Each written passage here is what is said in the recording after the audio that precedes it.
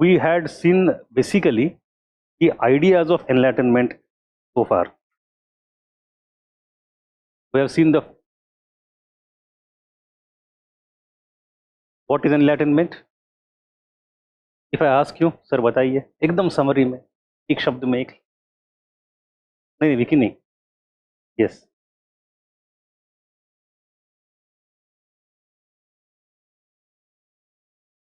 कुछ भी बोल दो यार, मत करो।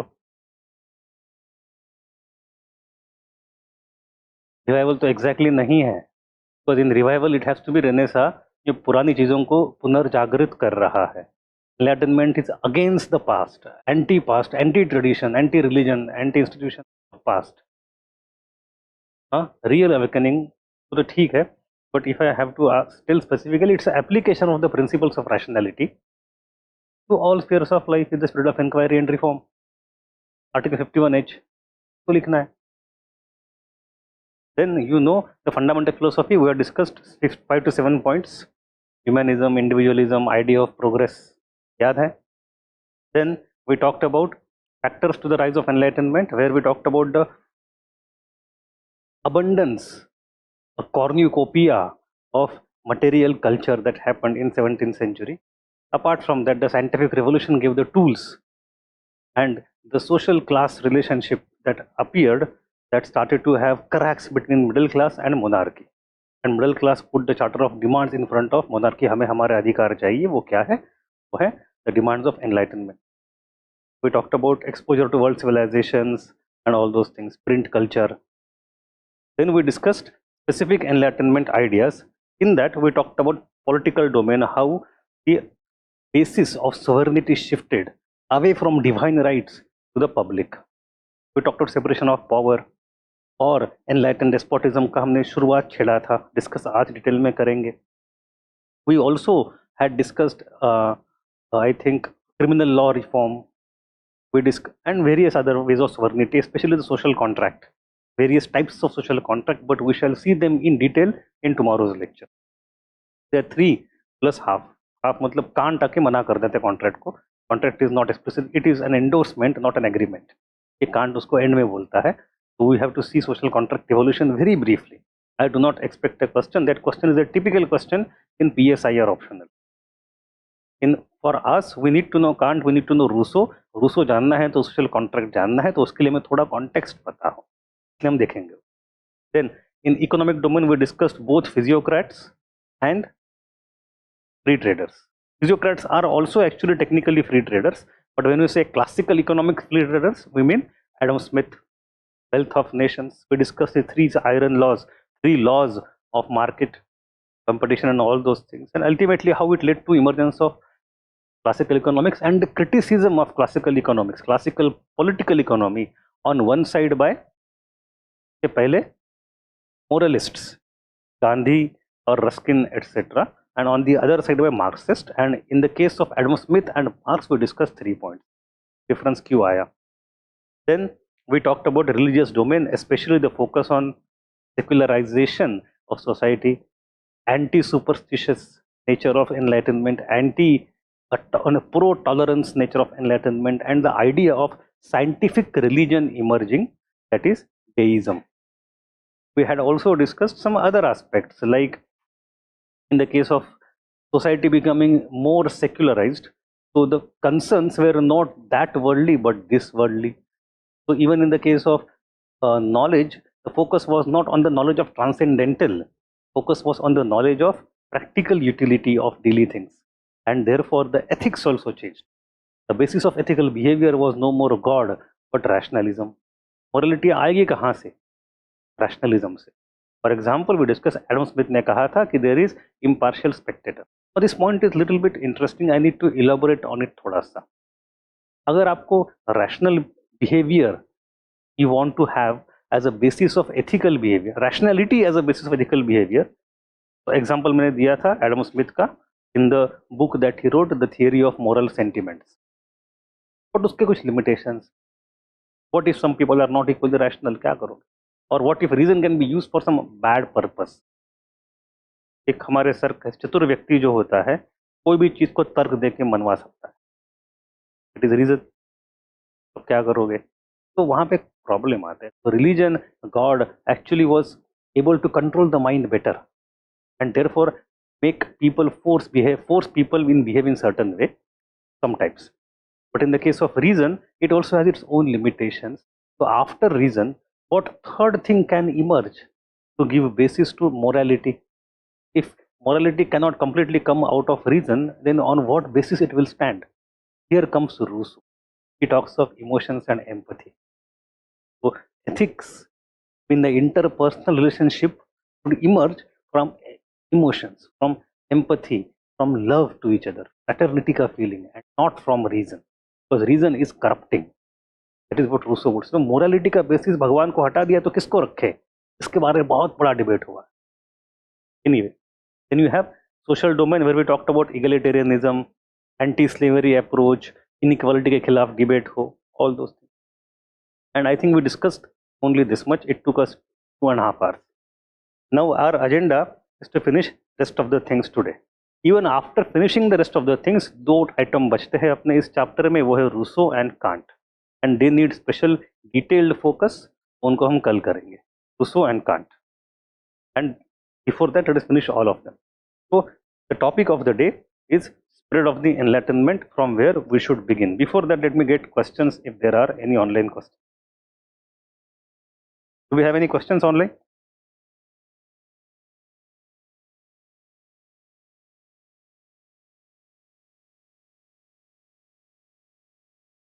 No, sir. Okay.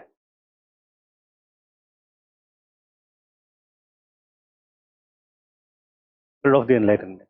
Now, this, I said, is an emerging topic, a very interesting and a very good topic. Unfortunately, UPSC has never touched it so far.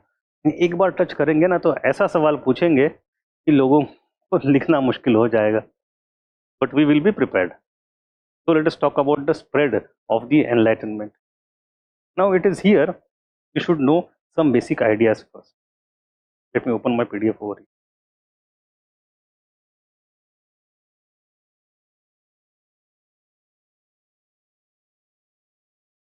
You see, we have handful of thinkers who are elite or middle class or elite. They are creating ideas. They are talking to each other. So what? तो दुनिया थोड़ी बदलेगी. In our thing, we have the Sanskrit tradition where we talked about वादे वादे जायते तत्वबोधा, right? Debate कर करके आपको तत्व का बोध होने वाला. तो उसमें वृंदे वृंदे ब्रह्म, मतलब हर गांव गांव गली गली एक एक ब्रह्म वृंद है, यहाँ पे सारे स्कॉलर्स इकट्ठा आते हैं. And they keep debating, and through debate they understand the तत्व का बोध. एंड बोधे बोधे भासते चंद्रचूड़ा. इतना बोध मिला कि आप चंद्रचूड़ का भास, मतलब आपको भगवान मिल जाएंगे. वो तो ठीक है, वो डिबेटिंग क्लब्स चलते रहे. इंडिया में we have a very long tradition of debates among scholars, शास्त्रार्थ की परंपरा. But what impact does it have on changing the socio-economic structure of society? Hardly any, if at all, sometimes, not many of the time. But here it happens. The question becomes different now. Not how the ideas were inherently so universal, so appealing, so strong and powerful, कि भाई बस idea से ही काम हो जाए, नहीं होता. Idea has to have some vehicles also to reach the people. People need to have readiness to accept the ideas and change certain type of behavior. So why all these things started to happen? Enlightenment का प्रचार कैसे हुआ, spread कैसे हुआ, अब spread कहाँ पे हुआ? Sometimes a spread can be understood in the context of verticality, from elites to the poor, in the same society, in the same city, in the same gully nukkad, percolation of ideas down the social classes. That is one way. Other way of understanding spread is across Europe, from the cities which were the cities of enlightenment. We have Paris. Here, actually, the terms of enlightenment are also very different. In English sense, we call it enlightenment. In French, we call it illumination. For example, you go to, in Italian, we call it illuminasmo. In French, you call it luminare. And if you go to German, Aufklärung. So you have Aufklärung, Luminare, Luminasmo, and Enlightenment, four different regional terms. All of them have their regional characteristics. But one thing is common to all of them, they emerge in the major cultural cities. But from those 4 or 5 centers, वो outward कैसे spread होगा? That is second sense कि across European continent कैसे spread होगा. The third thing is how it spread from one domain to other domain. कि भाई अगर it's only about political, economic, social debate, from that how it really translated into actual policies of government or people. To what extent they led to the actions of people. वो भी एक तरह का spread है.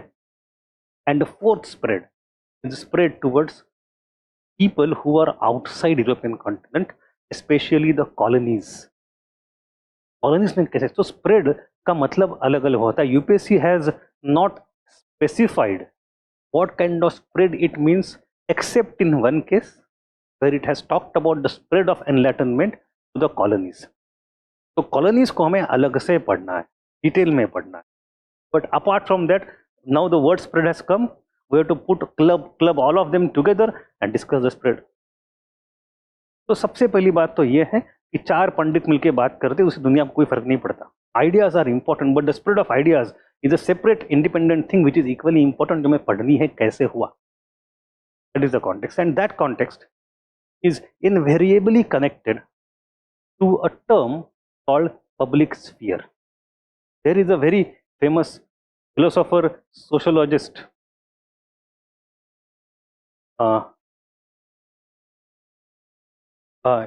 from Germany, whose ideas have helped a lot to give the political context and philosophical justification to the formation of European Union also. His name is Jürgen Habermas. So Habermas.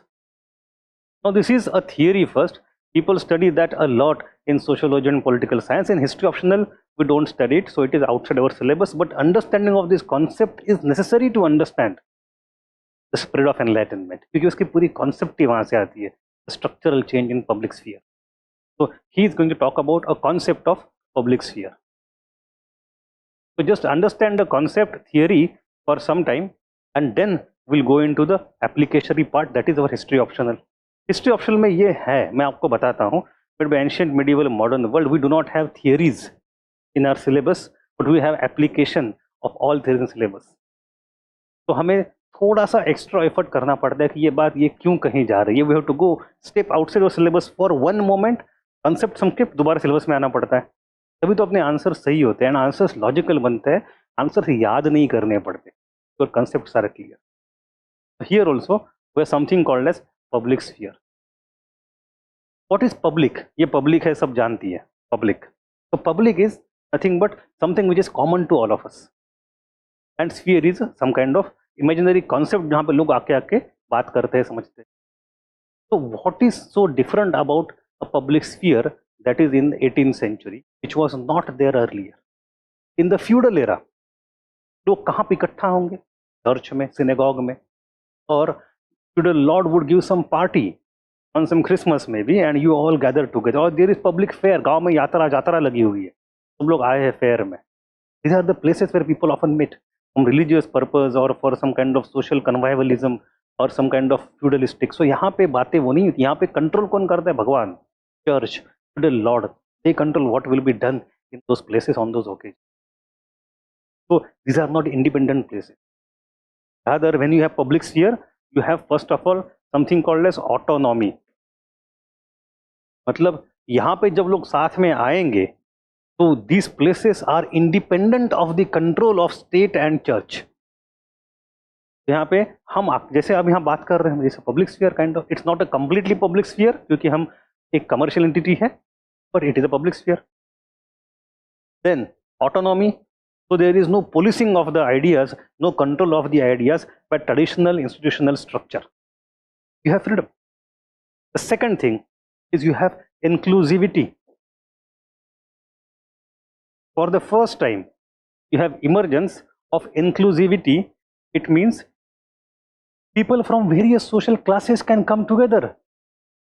अगर कोई जैसे कि एक railway, railway is a very important example here, क्योंकि railway आने से पहले caste system was very strong. Now in the railway all Indians are put in third class. अब ब्राह्मण हो अछूत हो कोई फर्क नहीं पड़ता, बगल बगल बैठो चलो. This is a public sphere. Caste system start collapsing, cannot hold. Similarly in Europe, a lord would meet a lord, a poor peasant would meet a poor peasant. ऐसे क्रॉस फर्टिलाइजेशन ऑफ आइडियाज कब होगा? आप equal बन के एक जगह आके कब बात करोगे? तभी तो बात बनेगी. So new public institutions are emerging where people from all the classes and background, without the regard for their total social status, are able to come together. So disregard of social status, inclusivity plus disregard to social status. Then after coming together, being autonomous, what do? They talk about the issues of common concern. कि आपके मेरे जिंदगी को क्या affect होता है उसकी बात करें. चलो कि आजकल टमाटर के भाव बहुत बढ़ गए हैं, let's discuss the public concern, common concern. Well, common is the term generally used by some other thinker. Habermas focuses on the word public, but हम public और common को interchangeably use करें तो भी कोई दिक्कत नहीं है. Hannah Arendt would focus more on commonality and Habermas would focus more on publicality, but we don't need to go into those. Point is issues of common concern जो आप सबकी जिंदगी को उसके बारे में चर्चा करेंगे. And then the fourth element, the last element is rational discussion. हम वहां पे अपनी तलवार नहीं खींचेंगे. We'll engage each other in a rational discussion. We'll apply logic, we'll debate and discuss. आपको पब्लिक स्फीयर को समझना है ना. जस्ट इमेजिन 1970s का कलकत्ता. कलकत्ता शहर जो कम्युनिस्टों का हब रहा है, वहाँ पे कॉफ़ी हाउसेस होते हैं. कॉफ़ी हाउस में India coffee house for example, और पूरी चर्चा दुनिया में ये होना चाहिए, दुनिया में वो होना चाहिए. अब आदमी खुद जाके करे ना करे, क्षमता हो ना क्षमता हो, सही बात गलत बात, उससे कुछ फर्क नहीं पड़ता. You have the opportunity autonomously discuss issues of public concern with anybody and everybody with rational context, in rational way, और वो आपको करना है. So that is the whole idea.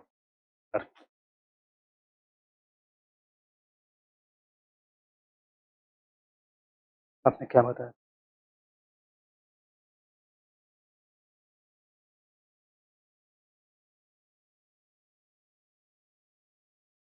So this is something which is emerging for the first time, but mostly the middle classes are going there, so it is a bourgeois public, but it is in the public sphere nonetheless. Middle class is the more dominant section here. Lower class को entry नहीं है अभी इतना, क्योंकि educated ही नहीं है, literate ही नहीं है, क्या करेंगे. But we have the emergence of bourgeois public sphere, and that becomes the hub of exchange of ideas. अरे यहाँ से आइडिया गांव गांव शहर शहर जुड़ना शुरू होते हैं. That is how the ideas of few people become the intellectual movement of entire middle class across Europe gradually. So when you talk of spread of enlightenment, we talk of how it spread through the emergence of public. आपको answer में बस एक ही line लिखनी है. Spread of enlightenment became possible and intense because of the emergence of public sphere as enunciated by or argued by Habermas. बस ये सारा लिखना नहीं है, बट ये आपको समझने के लिए. Now this is the theory, but what is the application? For example, you have first of all emergence of something called as Republic of Letters. Res Republica Literaria.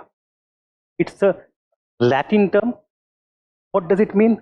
It means that people across Europe, in different cities across the continent, are writing letters to each other, sending articles to each other. They are in touch with, so all the thinkers we know, Diderot, D'Alembert, we have Voltaire, Rousseau, Montesquieu, जितने भी contemporary people of each other from London, from Paris, from Berlin, from even Göttingen, ये उस समय important city थी for the idea of enlightenment.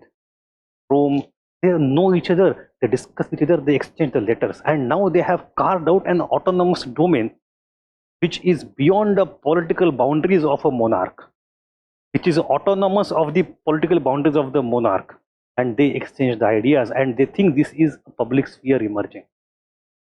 सारे लोगों का आपस में इंटेलेक्चुअल नेटवर्क बन रहा है पूरे यूरोप में.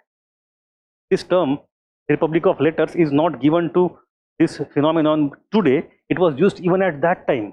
Republic of France, republic of this, ये तो बाद में, हम है रिपब्लिक ऑफ लेटर्स. तो before the actual republics of America and France became reality, before that what had become the reality? Republic of letters. Public sphere पहले बना. ठीक है, हम इसकी बात इंडिया में भी करते हैं by the way.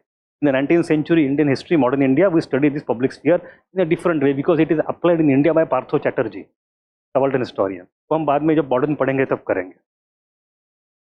Then we have something called as extension of public sphere, institutions of sociability. मतलब समाज जहाँ पे इकट्ठा आता है, मतलब public sphere की बात कर रहे हैं. There are 3-4 of them which are very fundamental and important. The first institution of sociability is salon. Salon. कहाँ पे? सलोन. ये एक बाल काटने का सलोन नहीं है. It's a French word salon. What does it mean? This is a elite party. If you want to just have a party, maybe it is called soiree in French. जैसे कि when you read Tolstoy, Tolstoy की किताबों में आप कई बार पढ़ोगे तो there is soiree going on.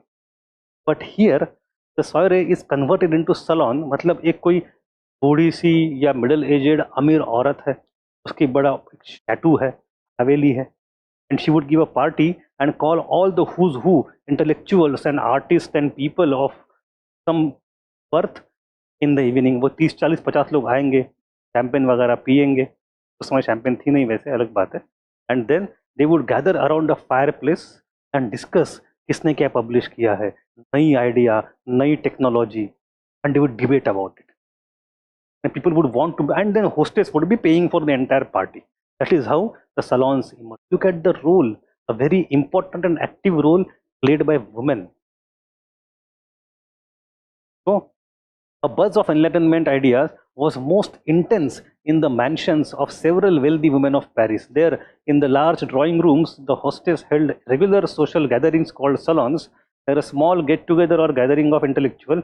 At these events, philosophers, writers, artists, scientists, and other great intellects met to discuss and hear the latest idea, learn about the latest book, or meet the latest philosopher influencer. Now, these are influencers. As I was watching some video where the person said, ये तो influencer है. आज के दिन में influencer कौन होता है? इंस्टाग्राम पे लोग होते हैं. एंड ये भी वही लोग, उस समय इंस्टाग्राम नहीं था तो क्या करेंगे. So when there was no Instagram, no Facebook, no media, no TV, no internet, at that time how do you propagate your ideas? ये शुरुआत कहाँ पे? आज तो पब्लिक स्फीयर तो भाई यही तो है, इंस्टाग्राम इज पब्लिक स्फीयर. उस जमाने में नहीं था. तो we had to think of it from that perspective कि कहाँ से बातें शुरू होती. तो we have salons. And this people, एक फर्क, एक कॉमन चीज दोनों में है. उस वीडियो में अच्छा बताया था. It is today's influencers may not be intellectual, but one thing is for sure, that they set the trend, set the fashion कि कैसे बातें की जाए, कैसे डांस किया जाए, कैसे कपड़े पहन जाए. And these influencers, Voltaire, Rousseau, Montesquieu, so they were also influencers of their own time. Voltaire is the one, उसने कहा कि ये सब पुराने कपड़े नहीं पहनेंगे अमीर उमराओं के, हम सिंपल कपड़े पहनेंगे. तो मैं गले में कॉटन का एक कपड़ा बांधूंगा, मफलर बांध के आऊंगा. That over time became a necktie. Then Montesquieu ने कहा मैं तो बनियान पहनूंगा, कॉटन का, इंडिया से कॉटन आता है. Then we don't have to wear that tight corset में पहनने के लिए दिक्कत, सिंपल कपड़े. So these people are also setting the trends of fashion. That is common to those influencers and disinfluencers. But apart from that, there is hardly any commonality. These people are real intellectuals. Public sphere. Salon. So salon is the first institution of sociability where the public sphere is formed. The second one is coffee houses, and that is very interesting and very important. Coffee house. Salon में तो कम से कम you have to have invite. You have to do RSVP. सब पूरी दुनिया वहाँ पे नहीं आ सकती. 50-60 लोग ही आएंगे, who's who intellectuals. But in case of coffee house कोई भी आ सकता है, गरीब भी आ सकता है, अमीर भी आ सकता है, बैठेंगे बात करेंगे. तो coffee houses were derided, not liked by elites. यहाँ पे बहुत, मतलब these are the dens of rebellious attitude generation. But coffee houses are important. यहाँ पे अमीर गरीब आएंगे, वहाँ भी डिस्कशन. नो, यहाँ पे when you discuss this coffee houses, as I said, imagine the Calcutta of 1970s, what 1970s, even आज का Calcutta has not change since then. अलग बात है वो. But you can think of that. So coffee houses, they were called as penny university. Penny matlab cheap. Penny universities. Coffee houses were called as penny universities.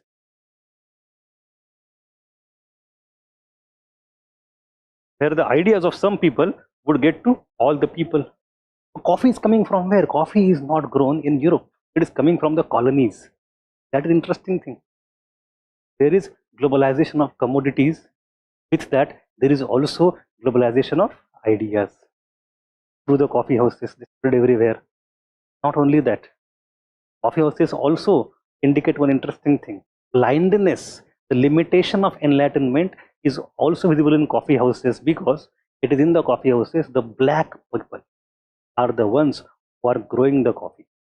About them, enlightenment is not much concerned. वो जो blindness of enlightenment जो है, that is also represented by coffee. जो अमीर गरीब गोरा हो, बैठे बात करें, हम देखेंगे. Anyway, then you go to the next institution of sociability, that is the academies, debating clubs and societies. Now academies are not universities, ये समझो पहले. They are like societies of today, academy, where people will form an institution, they would debate and discuss, then they would have a formality of membership sometimes, then they would propose a statement कि भाई ये आज का debate है. और sometimes they would print their regular magazines every month, every week of discussion. MOM नहीं, वो उनका आज डिस्कशन को पब्लिक करेंगे. They would put a question in public कि हमारा इस महीने का टॉपिक ये है, इसका जवाब दो हमें. So anybody from outside can then try to answer, try to write and try to get published, for which he would be paid some amount. कि भाई आपको आज के दिन में write for magazine आपको 500,000 2,000 मिल जाएंगे. Write for me, वही बात थी. So some specific issues were debated and discussed over it. Robespierre, Maximilien Robespierre, who became an important person in French Revolution, was part of one of the academies. Rousseau, when he came to Paris from Geneva, in newspaper he read about some question being put by some Academy of Dijon. And then he wrote his very famous treatise, The Discourse on Science and Arts, in academy. So academies became such kind of institutions, and they were very important. And issues were debated and discussed very well. An academy was a group of erudite, sometimes including clergy, many nobles, many people of education, etc. And then the fourth one is Masonic lodges. Now, I don't want to go into the detail, but there is a concept called Freemasons. This is supposedly an important secret society, जैसे private clubs आज के दिन में होते हैं, जैसे Freemasons के clubs होते थे, and it was spread across Europe at that time, and then America also. And they had their clubhouses, lodges in many cities, and they used to operate secretly. Through them, through that network, the idea spread. India में भी आया था Mason. The 19th century, with the British arrival, India also had Freemason, and कहते हैं कि Tata से लेके Vivekananda, all of them were part of such Freemasonry group. But we don't need to go into those things. It's a secret organization, and then ये भी बहुत important है to spread the ideas. So you have these four institutions. बताइए नाम पहला कौन सा देखा हमने? नीचे मत देखो, ऊपर देखो. ओके, उसके बाद which institution of sociability? Salon, coffee houses, academies and debating clubs, and Masonic lodges. So you understand this concept. तो यहाँ पे debates हो रहे हैं, discussions हो रहे हैं, idea फैल रही है. Then yet this is all person to person. तो बोलते हैं क्या सीना बसीना उर्दू कि फेस टू फेस बात करके रूबरू होके ये बातें तो 1 to 1, 1 to 5, 1 to 20 और कितनी बात करो क्या. But to make it a social idea, you have to have printing. So you come to the next level of public sphere, that is the print culture. The print culture has already emerged. Gutenberg started these printing blocks coming from China, all those things. So it is already there since the time of Reformation, etc. But now it starts becoming more affordable to print, and the literacy rate is increasing in society. So there are many more people who can read. So we have library movement also. Print culture. So you see lots of people are printing and writing. So science and natural histories were made popular during this era much more. I have written one box over here, public sphere, popularization of ideas was generally part of overarching enlightenment. Enlightenment का purpose ही था, we want to popularize certain ideas. The self-conscious mission of enlightenment. The thinkers endeavored to make information available to greatest number of people. Even Immanuel Kant considered written communication essential for public sphere to thrive. Only when everyone was a part of the reading public, तो society could be enlightened. तो हर एक को पढ़ना है, हर एक को लिखना है, हर एक को डिबेट करना है, तभी दुनिया आगे जाएगी, तभी समाज में बदलाव आएगा. तो भाई, तो हमारे लिए बहुत कॉमन चीज है. But that is the beginning. It was never there in past. Then you come to specific writings of philosophies. Philosophies देखो आर नहीं है क्योंकि फ्रेंच वर्ड मैंने इस्तेमाल किया.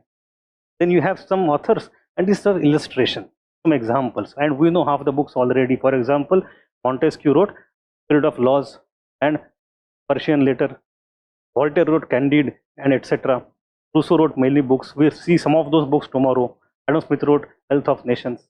And not only books, there are pamphlets also. Like Thomas Paine wrote Common Sense in 1776. It was a very important book. This championed the cause of complete independence of America. Even What is Enlightenment? Then by Immanuel Kant is not a book, it's a pamphlet. So we have such pamphlets also. We have main books, serious books of hundreds of pages, pamphlets of a few pages. And then we have encyclopedia. It is one of the greatest examples of the secularization of knowledge. You have Diderot. There are two people, Diderot and D'Alembert. Let me write D'Alembert also for you.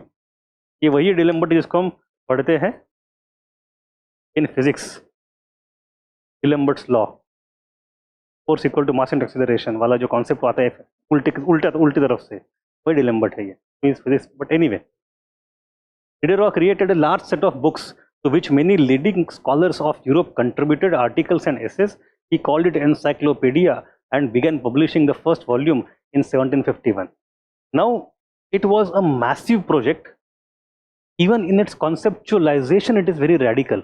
आप ये समझो कि if somebody is saying दुनिया का सारा knowledge, all knowledge in the world can be rationalized, can be arranged, can be brought together and put in sequence and then disseminated to the public to spread further. ये vision जो है वो अपने आप में revolutionary है encyclopedia की. So that is there. So we have again John Merriman calling it was the greatest monument of the Enlightenment. सबसे greatest monument of the idea of Enlightenment is Encyclopedia by Diderot and D'Alembert. यहाँ पे all the who's who, Rousseau, Montesquieu, Voltaire, जितने लोग आपको सारे पता है, सबों ने एक section 10 articles. Even Rousseau has, मतलब all of them have contributed 20, 30, 40, 200 articles, etc. सबका मिलके combined project है. पैसा कहाँ से आएगा? So we have again a woman there, Madame Geoffrin. She is the one who funded the initial production of Encyclopedia. So women's contribution is there. But anyway, that is not so prominent for us over here. I don't expect so much of social history from UPSC so far. पूछे तो अलग बात है. So Encyclopedia implicitly challenged the monarchical authority. Rousseau wrote enthusiastically about representative government and even popular sovereignty and came close to the espousing of republic. Now, when you talk of the spirit of enlightenment, you also see how many of the copies were printed and who bought them. How do we know who bought them? Because Encyclopedia had 20, 30, 40 volume का set है बड़ा सा. सामान्य आदमी का काम नहीं खरीदना, तो बड़े बड़े लोग खरीदते हैं. And how do we know किसने? Because they had libraries. People had libraries. Libraries के कैटलॉग होते थे. They very meticulously catalogued all the books that they possessed. And उनके विल में जब मरते हैं तो विल में जैसे प्रॉपर्टी लोग देते हैं, किताबें भी देते थे वो कि मेरी लाइब्रेरी इसको मिल जाए, उसमें ये किताबें हैं. तो थ्रू दोज विल्स और the library catalogues of the elite we know किसके पास कौन से कितनी किताबें थी उस जमाने में. प्राइवेट कलेक्शन तो नहीं होता था इतना आसानी से सामान्य लोगों का. तो we know that almost 10 to 15% of the encyclopedia was sold outside France. A big number. Lot of copies also went to America with Franklin and Jefferson, etc. So we have encyclopedia ka sell in itself as an important way of spreading of enlightenment. Okay. शुरू में तो उसके volumes आते गए, government was okay, there came a point where the monarchical rule Louis 15 Louis 16 got very angry, they इसको censor कर दो, inscribed was censored, then they thought कि it is okay and it was decensorised. तो government का इसके साथ नाता चलता रहा, कभी प्यार वाला कभी दुश्मनी वाला, but it was the very important document, encyclopedia. We have, it was the first one, but then we have George Buffon also, who got 44 volumes on natural history, about everything in nature that you know. फिर ये परंपराएं शुरू हो गई, and then comes a very interesting thing and very important nowadays, especially in the Anglo-American academia, which studies enlightenment. This thing has become very prominent in last 30-40 years. Grub street literature. ये आपको grub Street literature शब्द लिखना है, the spread of enlightenment, it's a very important term. Let me read. The Grub street hacks heaped abuse against what they considered to be unearned, unjustified privilege and disrespected the monarchy and the nobles who hung around the king. आपको लिखना answer में इतना ही है, समझ में कुछ नहीं आएगा. Let me explain. देखो, अब एक चीज हो रही है उस समय, something called as, let me talk about this first, reading revolution. This reading revolution, or laissez revolution as it is called in German, is a very technical conceptual term given by German historian. This happened for the first time. हम बोलते हैं printing revolution, right? Gutenberg came, printing became cheap, we have printing revolution. But that is not the end. That is from the point of view of supply. What about demand? तो अब यहाँ पे क्या होता है, लिटरेसी बढ़ जाती है. People want to read more. They are buying more. We have reading revolution in the 18th century. Printing may have become accessible earlier, but अब लोग खरीद रहे किताबें, थोड़ी थोड़ी प्रॉस्पेरिटी भी आई है, लिटरेसी बहुत बड़ी है. But more than that, the type of reading change. पहले क्या होता था, वो बोलता है there is a transition from intensive to extensive. मतलब पहले मेरे पास 2-4 किताबें ही होंगी, Pandav Pratap, Tulsidas, Gita, and I would keep reading them again and again and again and again, साल दर साल, 50 साल, 60 साल पढ़े जा रहा हूँ. तो I am intensely reading very few books. That was the older way of reading. But in the Enlightenment era, things changed towards extensive reading. अब मैं बहुत किताबें पढ़ूंगा, एक किताब शायद 1-2 बार ही पढ़ लूँ, तो हर साल न्यू बुक चाहिए मेरे को पढ़ने के लिए. I want to read novels. Novel का मतलब है नोवेल इज आउटकम आफ्टर, नई चीज क्या है. So it's a new way of organizing the literature. But anyway, you have, people are going towards extensive reading, so there is more demand for variety of books. अब इसमें होता क्या है, some people are buying, there is publishing revolution, there is printing revolution and reading revolution also. So for the first time in the history of the world, some people are able to earn money and sustain a good quality life by just writing and publishing. तो Montesquieu, Rousseau, डिडरॉट, ये ऐसे लोग थे जो लिख के एकदम बढ़िया अमीर भी हो गए. And it is unprecedented in the world history that you don't have to do any other work. कहीं क्लर्क ना बने, कहीं सरकार की सेवा ना करे, ना कुछ और काम करे, लिखते हो, उसी के पैसे मिल रहे हैं आपको. And they become, you are have to be a very superstar, you have to be big person, but उसके पैसे मिलना, उस पर जिंदगी गुजार करना, ये बड़ी बात थी. It sent sensations across Europe. Lots of people wanted to make living out of it. मेरे पास भी आइडिया, मैं भी लिखना चाहता हूँ. बॉलीवुड में 3 हीरो है, मतलब थे 1990 में, सबको एक्टर बनना है, मुंबई चलो मुंबई चलो मुंबई चलो. Same thing happened back then in the 18th century, specially in 1780s and 1790s in Paris. जब तक मॉन्टेस्क्यू, रूसो, वोल्टेयर मर गए थे, they had become big, they had earn their living out of reading, writing. तो दुनिया भर के लेखक वहां पे आ गए, specially from London. Hundred and hundred of people came to Paris, हम भी लिखेंगे.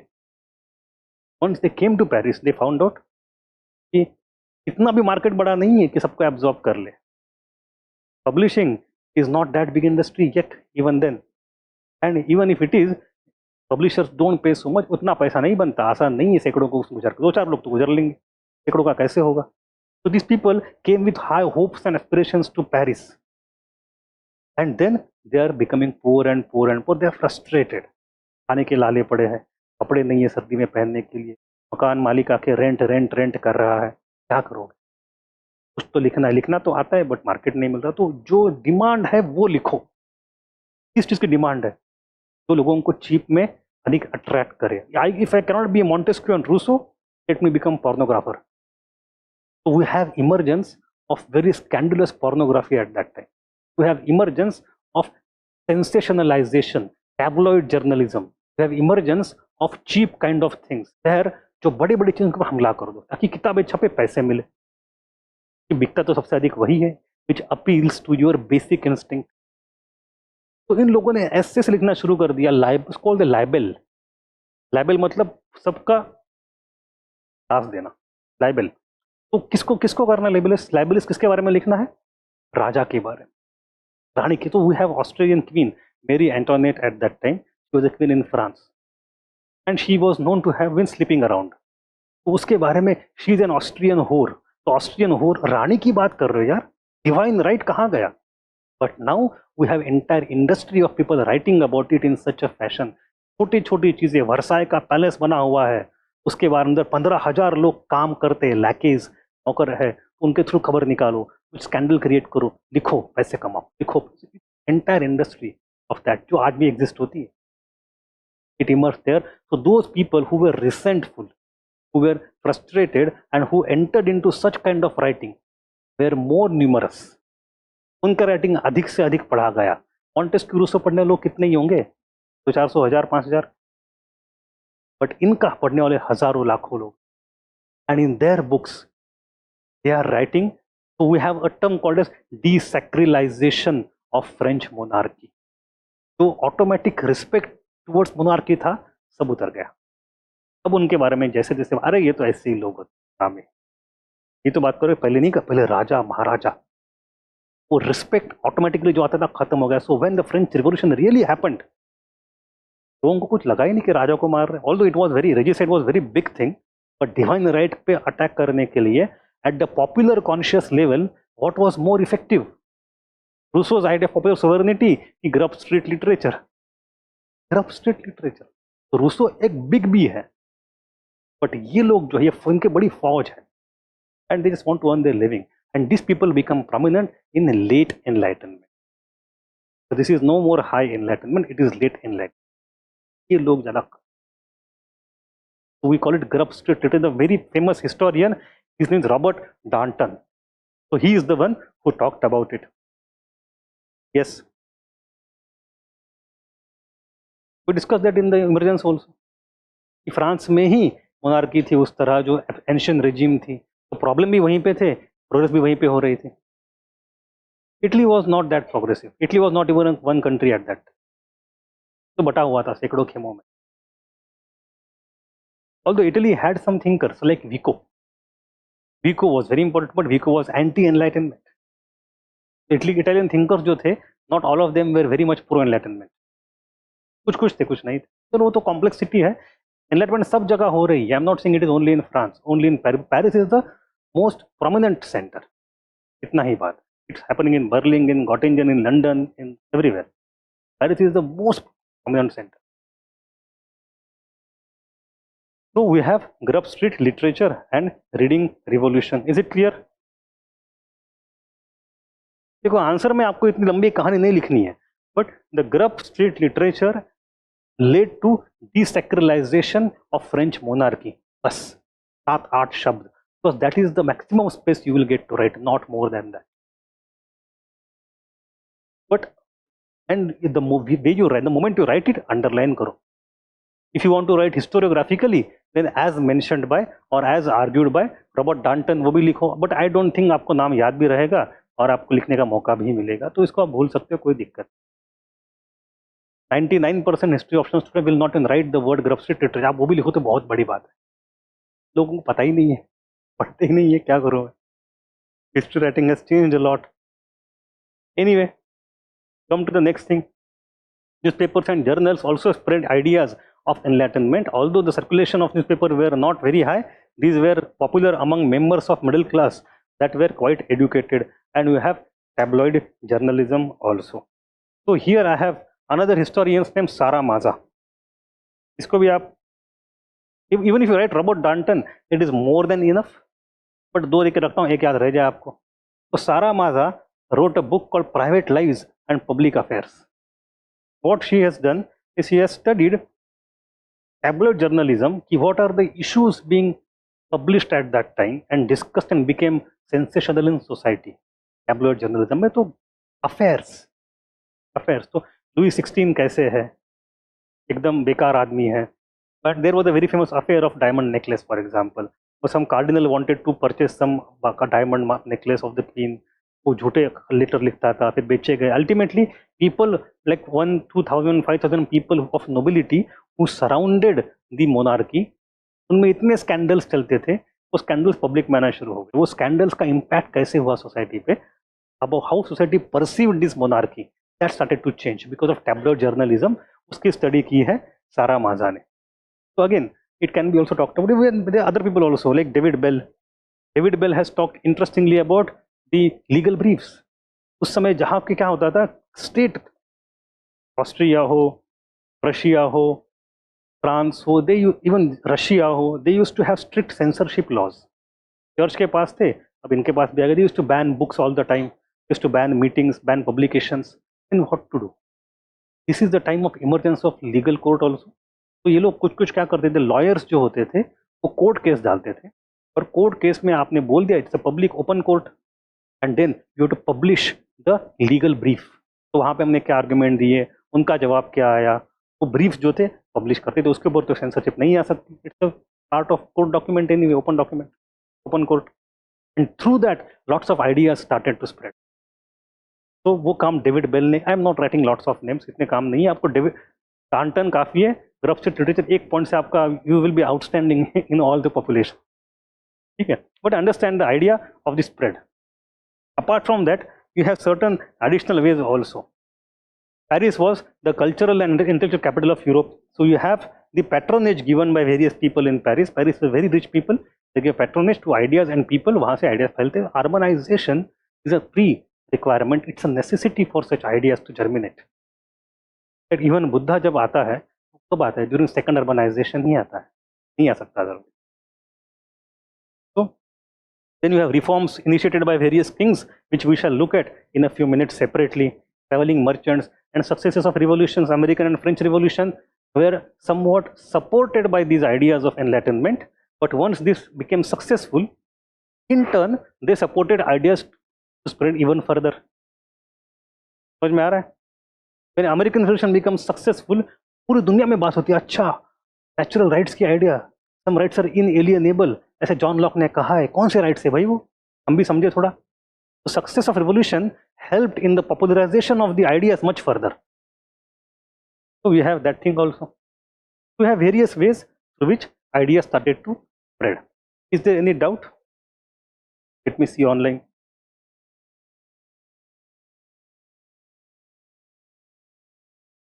Any doubt online?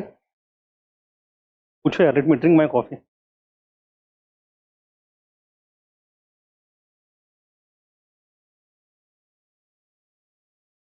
You see, what I am trying to do right now is to give you the context, give you the understanding.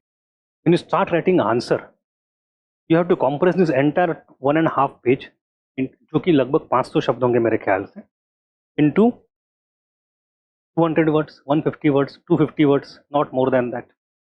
तो आपको इसको reduce बहुत ज़्यादा करना पड़ेगा. तो you need to separately evolve the art of answer writing, जो हम करेंगे क्लास में.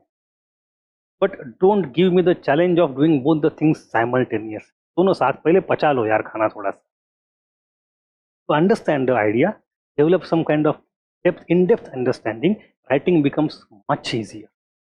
कॉन्सेप्चुअल क्लैरिटी ही नहीं है और लिखने शुरू कर दोगे आप वैसे, तो लिखो, प्रैक्टिस तो होगी बट मज़ा नहीं आएगा उसमें. You will not be able to condense the whole thing into half और 1/3.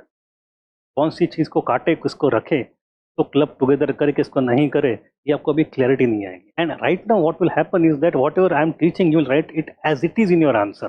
That also will know. आपको खुद का अंडरस्टैंडिंग लाने के लिए you have to understand, comprehend, make it part of your own thought process and then bring it out. वो process होने के लिए टाइम लगता है, तभी राइटिंग निखर के आता है. Writing before that is nothing but recollection. of whatever I am teaching and not your own writing. थोड़ा सा टाइम लगेगा, हम करेंगे. Then you have, oh,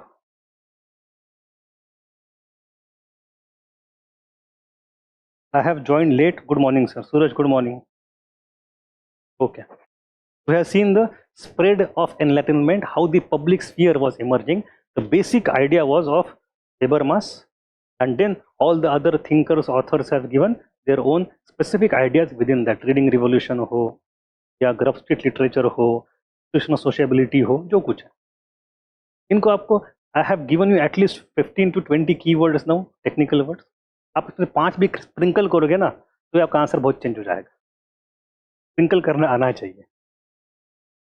Anyway, come to the impact. Now, this significant impact of Enlightenment, it's a very simple topic. There is nothing in this. Whatever we have studied in political, social, economic, religious, उसी को दोबारा हमने reform किया है. And then we talked about two ways also how this happened. We talked about, for example, एक तो the spread of ideas of Enlightenment resulted in growth of awakening among the people. लोग जग गए. There is some comment maybe. Okay, no comment. तो लोग जगना शुरू हो गए, and that led to spread of ideas. Now there is a comment by Kant, Immanuel Kant, in his essay, What is Enlightenment? Kant says, as the question is asked by UPSC, Voltaire lived in the age of enlightenment, but the age itself was not enlightened. Discuss. Voltaire, Kant कह रहा है, Voltaire या any other great thinker of the high enlightenment era, Montesquieu बोलो, कोई भी बोलो, Voltaire lived in the age of enlightenment, but the age itself was not enlightened. तो आप कैसे एनालाइज करेंगे? अब आता है conceptual understanding. बताइए. Perfect. That is the bottom. That is the fundamental essential idea. That in that age, some people have become awakened. Some people have understood the reason and its application, but not everybody. The society, the political institutions, the religious ideas, the social norms and customs and taboos, they take time to change. बस ये लिखना है. Ideas emerge होना एक बात होती है, समाज में लागू होना. एनलाइटनमेंट का, it's enlightenment is not an event, it's a process, a huge project, and that project still continuing. इस टाइम पे खत्म करोगे आंसर को. Then give examples कि भाई देखो 4-5 थिंकर्स है तो यहाँ पे एज ऑफ एनलाइटनमेंट तो है. सेकेंड हाफ में आप लिखोगे फिर भी समाज में क्या क्या प्रॉब्लम्स है, पॉलिटिकल स्ट्रक्चर कैसे पुराना है, चर्च कैसे डोमिनेंट है, अब एग्जाम्पल दो बैकवर्डनेस के. देन कंक्लूड कि भाई it's a process not an event, it is still continuing. खत्म. ठीक है sir. Very simple question. That is what is the meaning given to it by Kant himself. Kant is also, that's why, as I said, public sphere is given special importance by Kant. Kant says we want to create the reading public. जितनी literacy फैले, जितने लोग खुद से समझना शुरू करें, जितने people daring हो to use the reason in public nature, तभी तो enlightenment thinkers also are propagandists. They are not only the philosophers. Philosophers तो है ही. They also understand the requirement of dissemination of ideas, spread of ideas. So they actively take part in salons, in academies, because they know ideas are to be created and ideas are to be disseminated also. But समाज में तब्दील लाने में समय लगता है. It is the fundamental basis.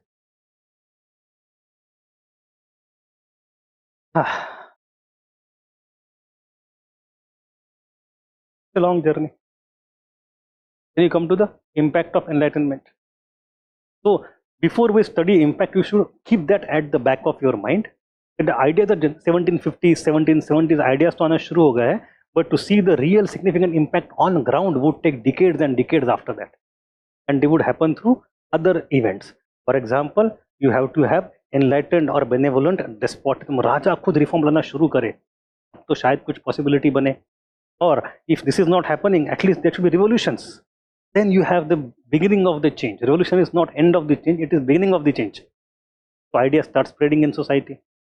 Then You have all the people getting gradually educated, literacy rate कैसे फैल रहा है. You have lots of things where you can talk about how these ideas are spreading and impacting various spheres of life, political, social, cultural, religious, etc. Still, we want to write about some concrete examples. So the political example, you have various ideas जो हमने already देखे हुए हैं. इसमें नया कुछ थोड़ा सा है 10-20%. Otherwise, it is just a reformulation of what we have studied yesterday. You have ideas of separation of church and state, natural rights of life, liberty and property by Locke, separation of power by Montesquieu, freedom of thought and expression by Voltaire, democracy and rule of law, etc. They are fundamental to the US Constitution.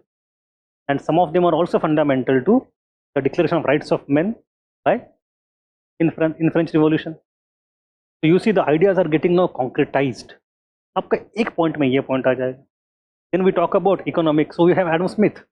His ideas are definitely having a huge impact on British colonial or non-colonial जैसे भी हो, but economic policy.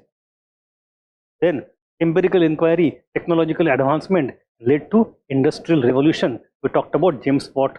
We have emergence of chemistry also at that time, of modern chemistry. Combustion कैसे काम करता है, role of oxygen कैसे होता है उसमें. All these things emerge क्योंकि rational inquiry applied to the. Coffee पियोगे?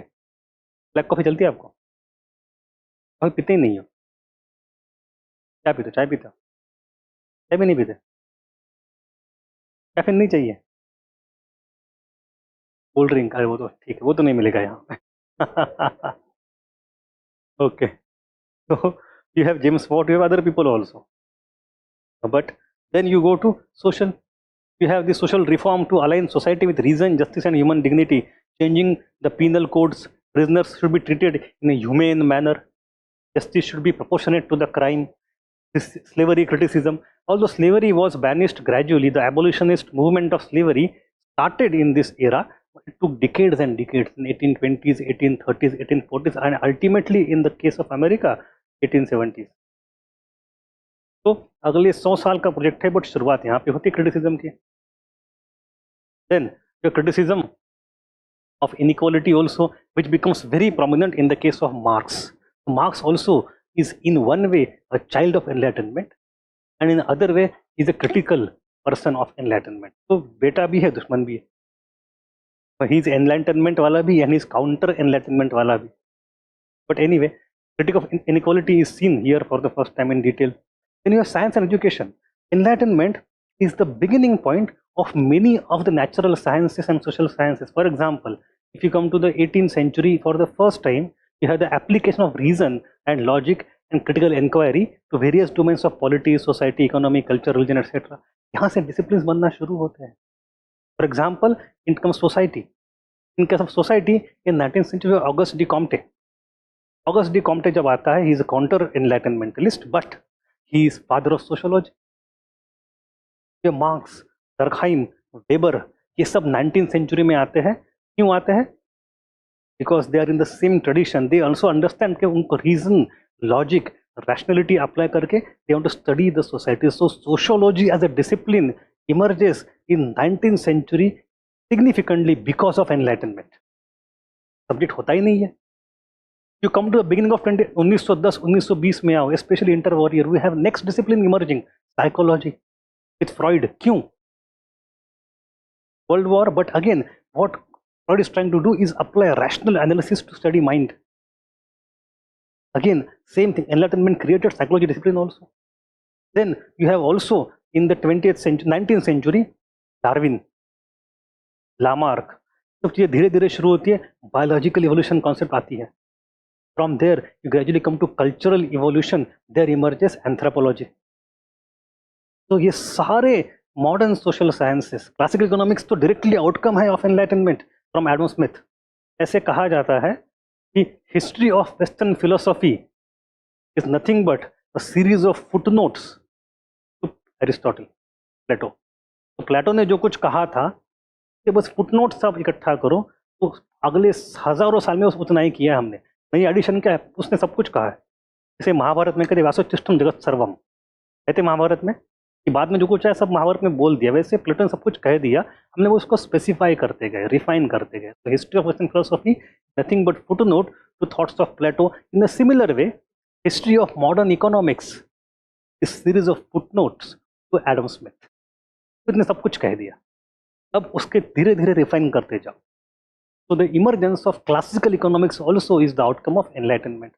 So biology, chemistry, anthropology, sociology, psychology, economics, सबका जननी कौन है? Enlightenment. So all the syllabus of P optionals start with enlightenment. Except philosophy and PSIR वो बहुत पुराने हैं. But anyway, they also changed distinctly because of enlightenment. Then you have establishment of public schools and libraries. So that is common sense. Then come to public health. Now this is interesting. The knowledge is to be applied for secular purpose. ये समझो, to make our life better in this world, right here, right now. तो आपने rational idea किया कि rationally medical science और betterment of entire public कैसे करें?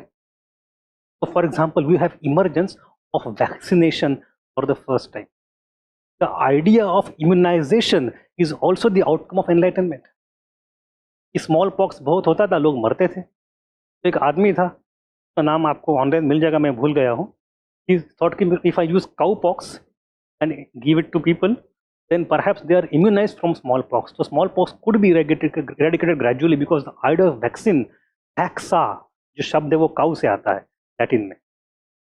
तो काउ पॉक्स दिया था टू स्टॉप स्मॉल पॉक्स. क्यों? क्योंकि rationality, reason to be used for public betterment, public health as a concept emerges for the first time in western society in enlightenment. India में तो थी, हड़प्पा में भी थी पब्लिक हेल्थ, ये बात थोड़ी. तो if you see any medieval series और मेडिवल मूवी, उसमें देखते कितने फिल्थ होती है गाँव में, शहरों में कूड़ा कचरा, गटर बटर सब होते हैं. But once you come to modernisation, थोड़ा सा शुरू में और खराब होता है during industrial revolution era, but by the time of 20th century it starts improving again. But public health is the outcome of enlightenment era. Then religious domain, we have studied all these things, वो outcome है ही, and you can see the application specifically after French Revolution. We have the or not only in France but in Austria, in Prussia, everywhere the powers or the properties of the Catholic Church were clipped gradually. That was the outcome of enlightenment. And जैसे मैंने कहा, in today's newspaper we have the issue again. France they want to ban abaya. कि public school में, state school में आप हिजाब और अबाया नहीं पहनो. That is again the outcome of the specific version of secularism that came out of enlightenment called laicite. Then art and culture, we have new forms of literature, print culture etcetera, and then development of new movements like new classicism. But this part is less important for us, हम नहीं पढ़ते इसको. We don't have the cultural history of Europe in our syllabus, so we'll not go in those details. And the enlightenment also generated a legacy of debates. वो debate की परंपरा, सवाल उठाना चाहिए, that continues from there even today. बड़ा आसान है, कुछ है नहीं इसमें. Let me see if you have any doubt online. अरे सवाल पूछा करो यार, कभी कभी जिंदगी में अच्छा रहता है. डिबेट की लीगेसी पढ़ाई पूरी डिबेट ही नहीं कर रहे आप क्लास में. Don't become passive consumers of ideas, you have to be active idea consumer. Actively engage with the content. Challenge me also sometimes.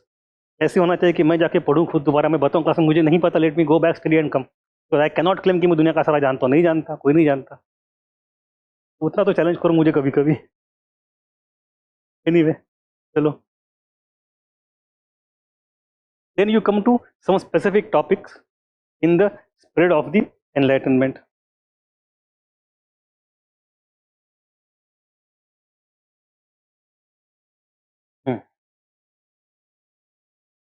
The first topic is Enlightened Despotism. It is an interesting topic, an important topic. From UPSC point of view, they have asked multiple questions. 2 बार तो पूछ ही लिया पिछले 10 साल में. पढ़ के जाओ, हर किताब में होता है, बेसिक है. यूपीएससी ने प्रूव किया है, UPSC considers this topic as very important. Just understand, the topic is asked not from the factual viewpoint, although I will give you all the facts. सारे रटने की जरूरत नहीं है, 2 फैक्ट्स याद करो हो जाएगा. Topic is asked from the critical angle. वो देखेंगे, that is more important aspect. तो फर्स्ट ऑफ ऑल कॉन्सेप्ट समझो. You have despotism going on already. The state can do whatever it wants. Now, of the three biggies, Montesquieu, Voltaire, Rousseau, all of these three have different ideas of political reform. Montesquieu wants separation of power.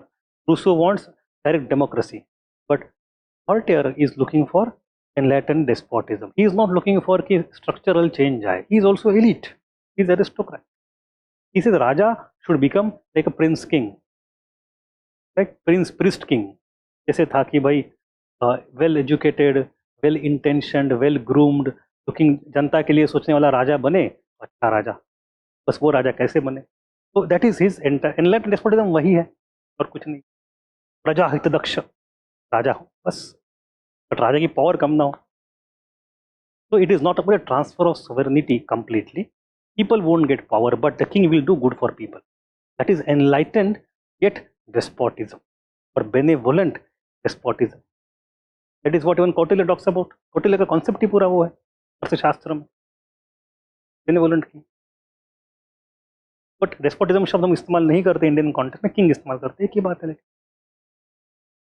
प्रजा हित हितम राज्ञा प्रजा नाम तो सुखम सुखे, ये तो बात हुई है कौटिल्य अर्थशास्त्र में. प्रजा के हित में राजा का हित है, लेकिन सुख में रहेगा सुख है. तो योगक्षेम.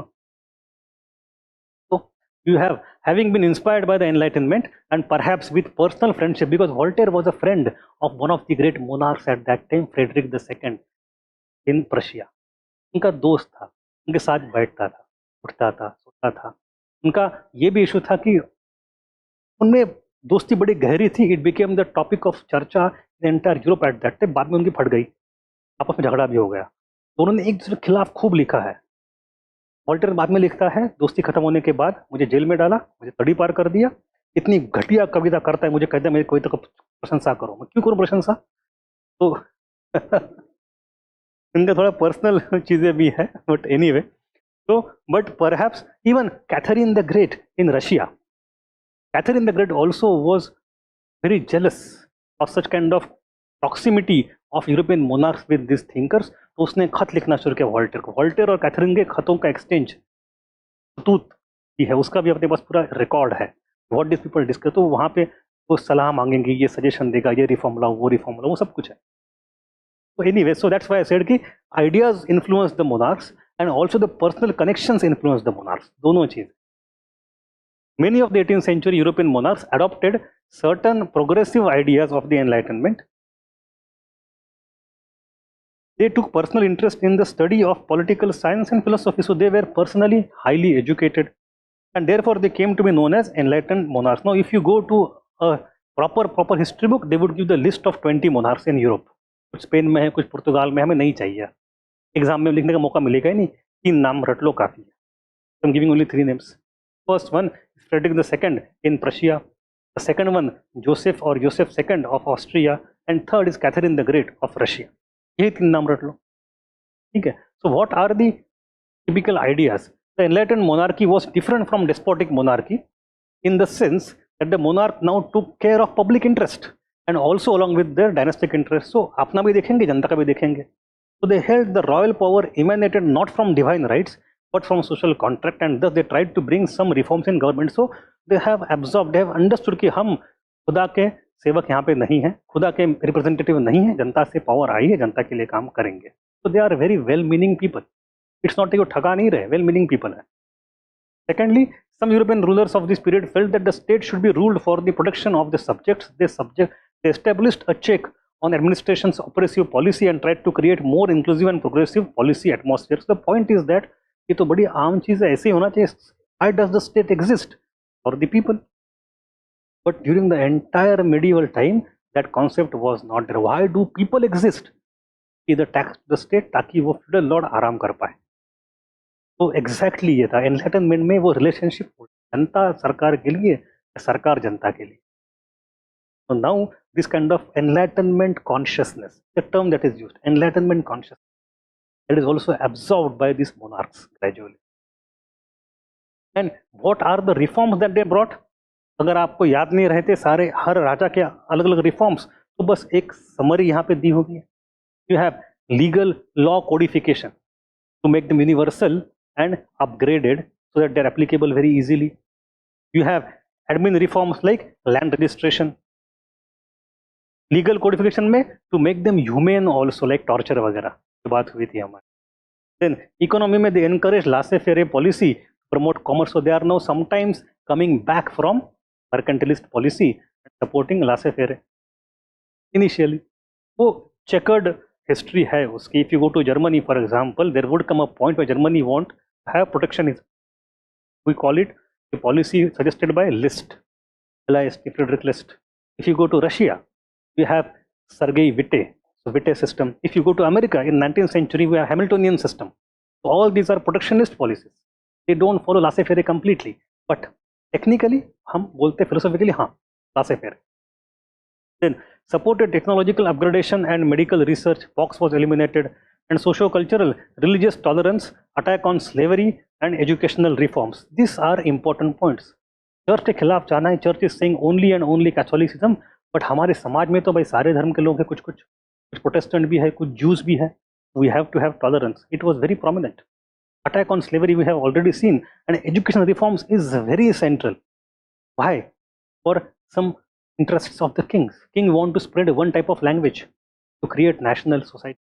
King wants to sometimes even spread the thoughts of rationality and thoughts of enlightenment. वो कैसे होगा समाज में? Through education. पब्लिक स्कूल जाना धीरे धीरे पहली बार शुरू होता.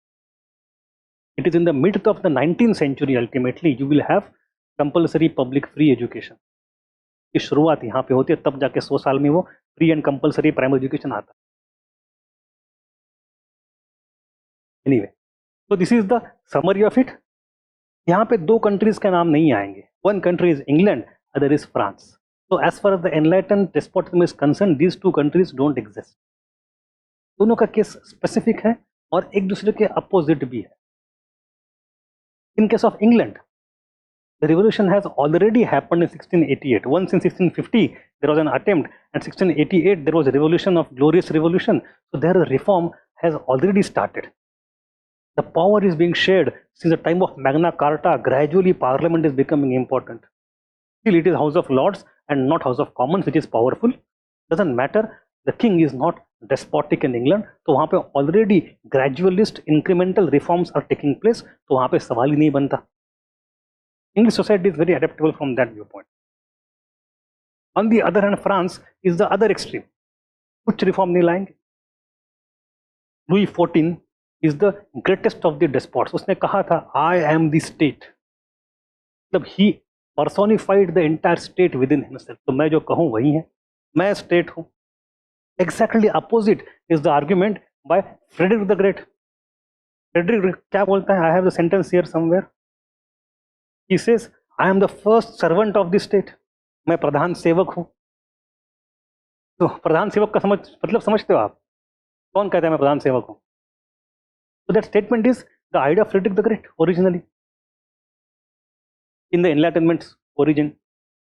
So now you do juxtapose these two sentences. I am the state and I am the first servant of the state. You see that French monarchy has not assimilated any Enlightenment consciousness at all. समाज बदल रहा है, दुनिया बदल रही है, ये लोग पुराने अकड़ के बैठे हैं. बाकी जगह नहीं. बाकी जगह कुछ ना कुछ रिफॉर्म की कोशिश हो रही है. ऑल्दो वो फेल हो, अलग बात है. रिफॉर्म की कोशिश तो हो रही है. फ्रांस में नहीं. तो पहली रेवोल्यूशन कहाँ पे होती है? बढ़िया फ्रांस में. तो France did not have enlightenment despotism. शायद अगर होता तो कुछ थोड़ा आगे चली जाती, क्या पता. That is the context. So neither England not France, but you have all other countries in Europe. वहाँ पे you see some element of enlightenment despotism. We have chosen only 3 prominent examples which you can write in the answer. ज़्यादा नहीं पढ़ना इसको. Examples are not important. What is important is the critical analysis. Russia. Russia is part of Germany. पहले Germany थी नहीं उस समय. Russia was a country. Germany did not exist. We will study in detail that in later era, in the 1860s, 1850s, etc., out of Germany, parts of Austria and other small Germanic federation, north and south, etc., सब मिलजुल के Germany emerge होगा. And that emergence of Germany is the work of Bismarck. तो अपने syllabus का topic भी है. It's in syllabus, but it was Persia. तो जर्मनी ही समझो उसको आप एक किस्म.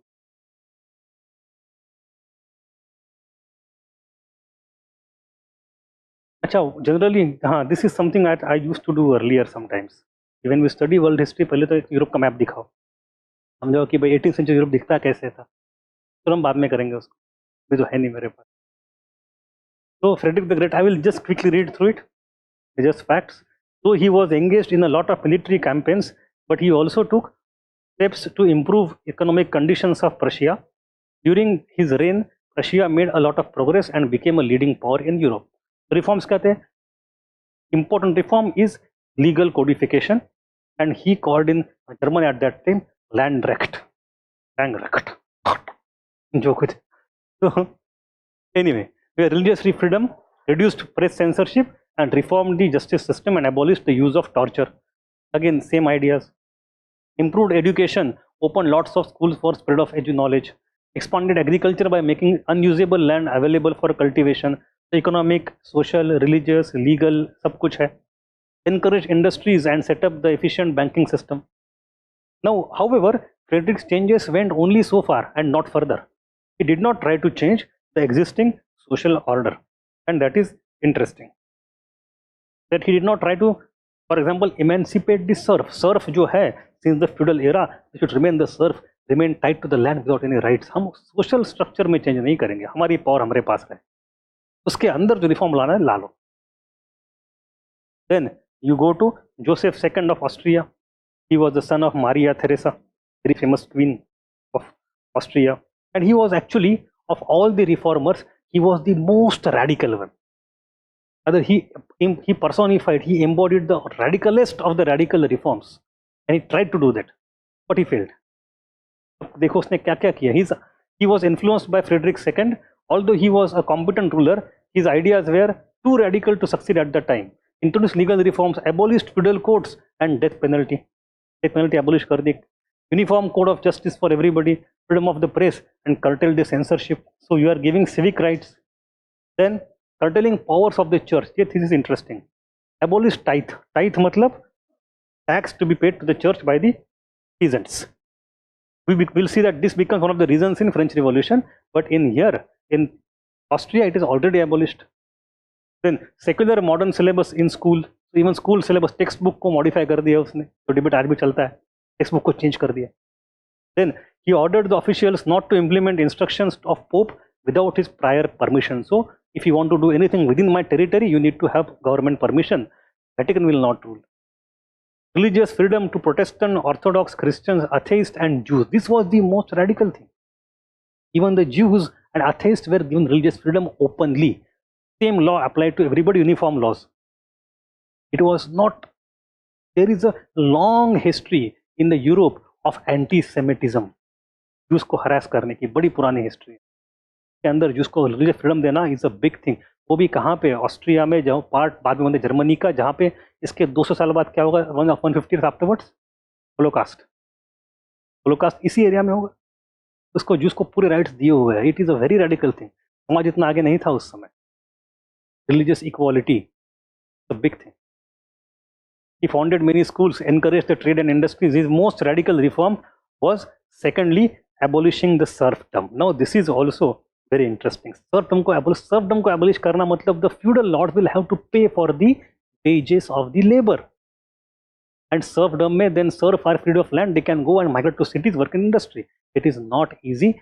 No entrenched power would like that to happen. The moment the king is dead, the reforms are dead. That is the fun.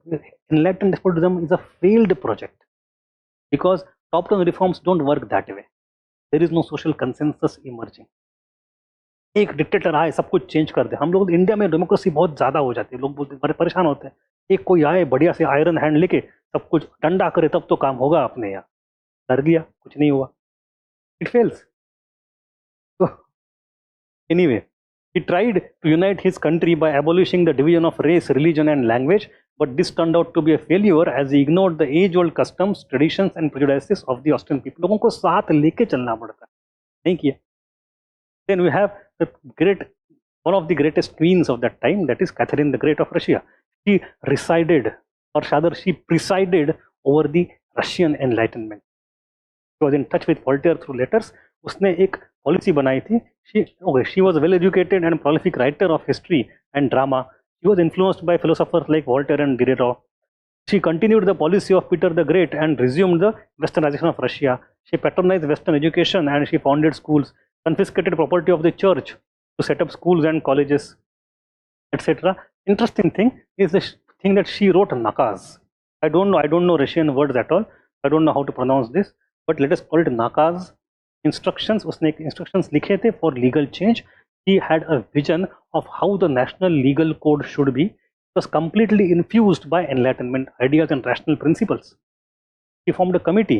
ये सब changes law, religious toleration, abolishing torture, capital punishment. But वो committee के goals बड़े लंबे लंबे थे, कुछ हुआ नहीं अंत में. Then governance reforms at top and bottom both. Ultimately, she also perhaps wanted to go for social change and free the serf. But in 1773, there was a great revolt, rebellion of serf, and that threatened the existence of monarchy itself. She was a czarina. तो ज़ारडम के लिए जब threat बना, हमारी power जब threaten में आएगी, उस समय सब दबा देंगे, कुछ चल देंगे, खत्म कर देंगे. रिफॉर्म्स तब तक ही चलेंगे जब तक हमारी पावर आबादित रहे. That is the fundamental idea. So when the serf rebelled, सब कुछ बंद, brutally suppress, use the power, despotism, absolutism, everything. So Frederick the Great did not even try to go for a serf abolishment. Joseph II tried and failed. Catherine wanted to, but हो गया उल्टा, उसने उनको अधिक दबा दिया, उल्टा हो गया वहाँ पे. You see, social structural change does not happen because one person wants it to happen. That is the fundamental idea of Marxism.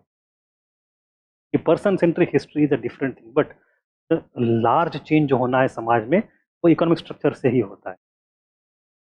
Anyway, we will discuss those things later on, but this is the overall idea. So we have to go for some kind of critical analysis here. Let me dictate only. लिखो थोड़ा सा, 2 पन्ने लगेंगे उसके लिए. थोड़ा dictation भी चाहिए यार, वरना मजा नहीं आएगा. तो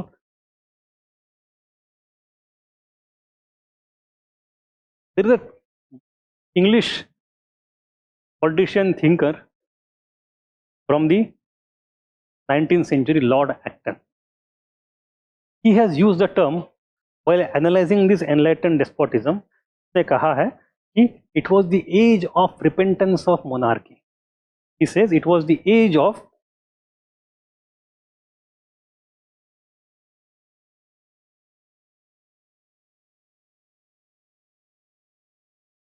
repentance of monarchy. Monarchy के पश्चाताप का दौर चल रहा है. What does he mean by that? He tries to say कि भाई इन्होंने बड़े अत्याचार जुल्म तो कर लिए पहले, अब उनको अकल आई है, अब वो एनलाइटेंड डेस्पोट है, तो वो पश्चाताप के मार्फत, पश्चाताप के वजह से सबका भला करना चाहते. इट्स उनका दिली change, they have real change of heart. Is it true? What do you think? आपको क्या लगता है ऐसे हुआ था? We have seen the reforms, we have seen the intentions, we have seen the overall types of reforms they did, but was it because they were truly enlightened? Partly yes, partly no. Partly yes because they tried for some reforms, but the intention was not to go the complete end of the Enlightenment. They were very selective. Which reforms to implement and which reforms not to implement. Limitations कौन से हैं? The first limitation is there was selectivism. Selectivism का मतलब क्या है? Enlightened despots were actually not politically liberal. They did not want to share the power with people. But except for political liberalization, they tried to do everything else. So social, economic, religious, cultural domain में they tried for change. But when it came to political sharing of power, they were not liberal. They did not allow any dilution of their power. So they were not politically liberal. It means they only selected those reforms which would not dilute their. तो उन्होंने क्या ये लाया था? Separation of power नहीं, parliament नहीं, shared any power with people, nothing. But in all their domains they would go for it. Rather they supported the reason and reason and reason, except when it came to criticize their own power. वो no go area, go area and no go area. critical examination of the power of the despot is no-go area. Every other thing is go-go area. तो सिलेक्टिविज्म, ये पहली बात हो गई. मैं I will not dictate word to word. हाँ, आप लिखो, कॉन्सेप्ट समझो, लिखो अपनी भाषा में. और you want me to proper dictate word to word, वो करना है तो वो भी कर सकता हूँ. क्या चाहते हो बताइए. लिख रहे हो ना पक्का? तो भाई, तो I am writing the keywords over here. So they were not politically liberal because not politically liberal. The second point is that the reforms they tried to bring were unilateral and top down. So you are not even discussing with the people आपको चाहिए क्या. मेरे एक sir थे, वो बोलते थे कि आप खाते हो रोटी, मैं खाता हूँ हलवा. अब आपको रोटी पसंद है, मैं आई डोंट केयर, मैं आपको हलवा ही खाना, बादाम का हलवा खाना ही पड़ेगा. भाई तुम्हारे थॉट्स बढ़िया है बट नहीं खाने मुझे. नहीं, गला पकड़ के हलवा खा, हलवा खा. That is the point over here कि they may have a very lofty idea of reform, but क्या लोग चाहते थे. In case of Joseph two, he failed primarily because people were not there, the age was not enlightened. Kant ने वही तो बात fundamentally बताई थी. तो you cannot just force reform on them from top down. You have to create consensus. It takes long time. Education and rationality should spread to people. तो उससे रुको. हाँ. So top down and unilateral, and therefore it created resistance amongst the people, and therefore they failed. Resistance कैसे? और तीसरा, अच्छा, anyway, third thing, you have one historian who says, his name is Christopher Hill.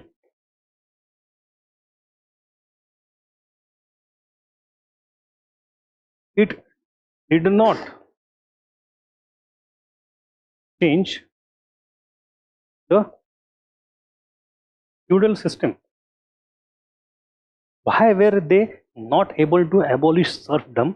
Because the social structure was not changed by these reforms. The system of society of feudal type continued from the past. So without changing social structure, how can you bring reforms? And they will fail.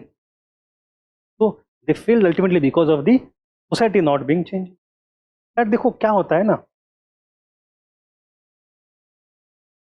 Anyway, fourth, reforms were personality centric. So agar if I am Frederick II, Frederick the Great, I want to bring the reforms, I am very capable, well intentioned person, I bring the reform, but मेरे मरने के बाद क्या होगा? Right? If the reforms are personality centric, then it will vary from person to, if the person who becomes the next king who is not equally capable or not equally willing, it is going to fail. The modernity का मतलब ये है, we have modern institutions that are impersonal. Institutions have their own momentum, their own memory, their own idea and structure that perpetuates beyond the lifetime of a person.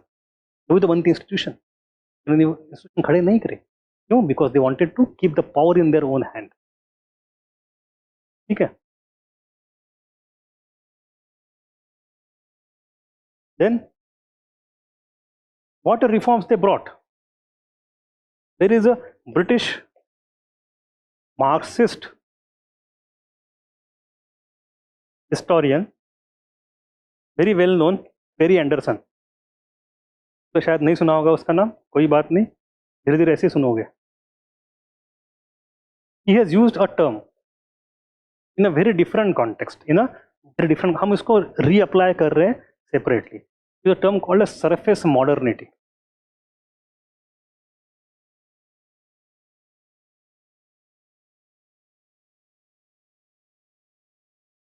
Surface modernity की समाज के ऊपरी सतह पे ही आप मॉडर्न बन रहे हो, समाज के अंदर तो बदलाव नहीं आया है. तो people are not yet enlightened. जैसे कि आप समझो कि यू हैव, मैंने पिछले in Instagram I saw video a few years ago, there was a robotic arm. Engineers बने थे, रोबोटिक आर्म बना था. और what was the use for which they applied robotic arm? रूप आरती, पूजा करा था गणपति की वो arm. It looks very nice. but ultimately to what end you're using the things. I am not against any aarti, मैं खुद गणपति घर में लगाता, अलग बात है, आता है हर साल. My point is that you cannot have modernity as external trappings. Internally आपकी सोच अगर पुरानी रहे तो क्या फायदा. तो मॉडर्निटी, आपके कपड़े चेंज हो गए, अब धोती कुर्ता नहीं पहनते हो आप, बट सोच आपकी वो है मेडिवल एरा की, पहन रहे हो सूट और बूट, क्या फायदा. कपड़े चेंज करके आदमी मॉडर्न नहीं बनता. Similarly there would be some people whose external behavior might appear as if it is very ancient or medieval, but in the thought they would be modern. For example, Mahatma Gandhi. Gandhi was giving an alternate modernity, but kapde dekho, रहना खाना देखो, we all a medieval person. Modernity surface level पे नहीं चाहिए. But here these reforms, legal reform, educational reforms, economic reforms, लोगों की सोच तो बदली ही नहीं है. So it is surface modernity, so it is bound to fail, and bound to not only fail, bound to rebound. Acha, bound to rebound. Then you have, they had no intention of giving power, giving up the power. ये तुमने point पहले देखा हुआ है. First point was this only, they are not political rebellion, and not only that, they tried to use the reforms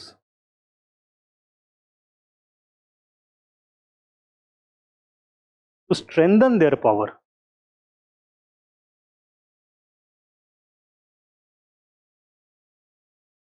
और buttress their rule. वो reforms चाहते ही इसलिए थे कि उनकी खुद की ताकत बढ़े. जैसे कि if I am bringing the legal reform in which, जैसे हमने देखा Frederick Joseph second abolished all the feudal courts. What does it mean? The feudal lords of the entire hierarchy henceforth don't have judiciary power. किसके पास power judicial? मेरे पास, state के पास, monarchy के पास. So I am concentrating more power in my own hand by using these reforms. We have another historian called Stephen J. Lee.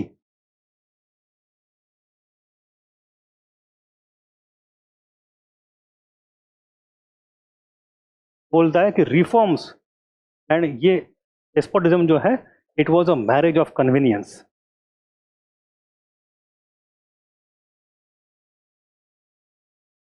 Despotism and enlightenment was a marriage of convenience. दोनों का फायदा था. कुछ reforms भी हो जा रहे थे, राजा की ताकत उससे बढ़ रही थी, कम नहीं हो रही. We have seen four people here: Lord Acton, Christopher Hill, Perry Anderson, and Stephen Jay Lee. क्या याद रखोगे इसमें से? एक भी याद रखो यार. लॉर्ड एक्टन तो याद ही रखो. Lord Acton name is given even in the book by Ranjan Chakravarti, जो मैं generally I recommend people. So a question on the failure of the enlightened reform, enlightened despotism. In the introduction, you may start with the hypothesis given to us by Lord Acton कि भाई it was the age of repentance of monarchy. Intention बड़े अच्छे थे. But then you give all the arguments and you end with this. It was not the age of repentance of monarchy, it was the marriage of convenience. And they wanted to actually increase their power, not dilute their power. And because there was no structural change in society, no feudal system continued, intention was not so liberal, so it was bound to fail. आपको answer तो पता चल गया इसका. Is it easy or difficult? Simple. Sir आपने पहले पढ़ा हुआ है topic. Do you find anything different here? A lot of things are different. The approach is totally different, right? Good. So we have seen all these arguments. We'll end with Stephen Jay Lee. We'll start with Lord Acton. Then there could be other ways of conclusion also. If you don't want to end with Stephen Jay Lee, if you want to make Stephen Jay Lee as a part of actually this thing, they tried to use the reform to strengthen their power, तो ये argument हो गया. So argument is given with thinkers of historian. Then how do you conclude? Conclusion का अलग तरीका है. There are two other possible conclusions to this question. एक question ये, एक तरीका ये हो सकता है where you say because these reforms failed, ultimately people had to go for revolution. Like French Revolution के बाद यूरोप में revolution होते 1820s, 1830s, वो क्यों होते हैं? Reforms अगर successful होते तो जरूरत नहीं पड़ती, reforms failed, therefore revolutions happened. This is how you can conclude. Other way could be reforms were ongoing, but revolution पहले कहाँ हुई? फ्रांस में. The moment French Revolution occurred, in all other countries, the kings become defensive, reforms discontinued immediately. And that is historical fact. Reforms, the age of enlightened despotism comes to the end the moment French Revolution becomes successful. लोग समझते हैं यार इस राजा को sir काट दिया, राजा का हमारा काटे तो डर है.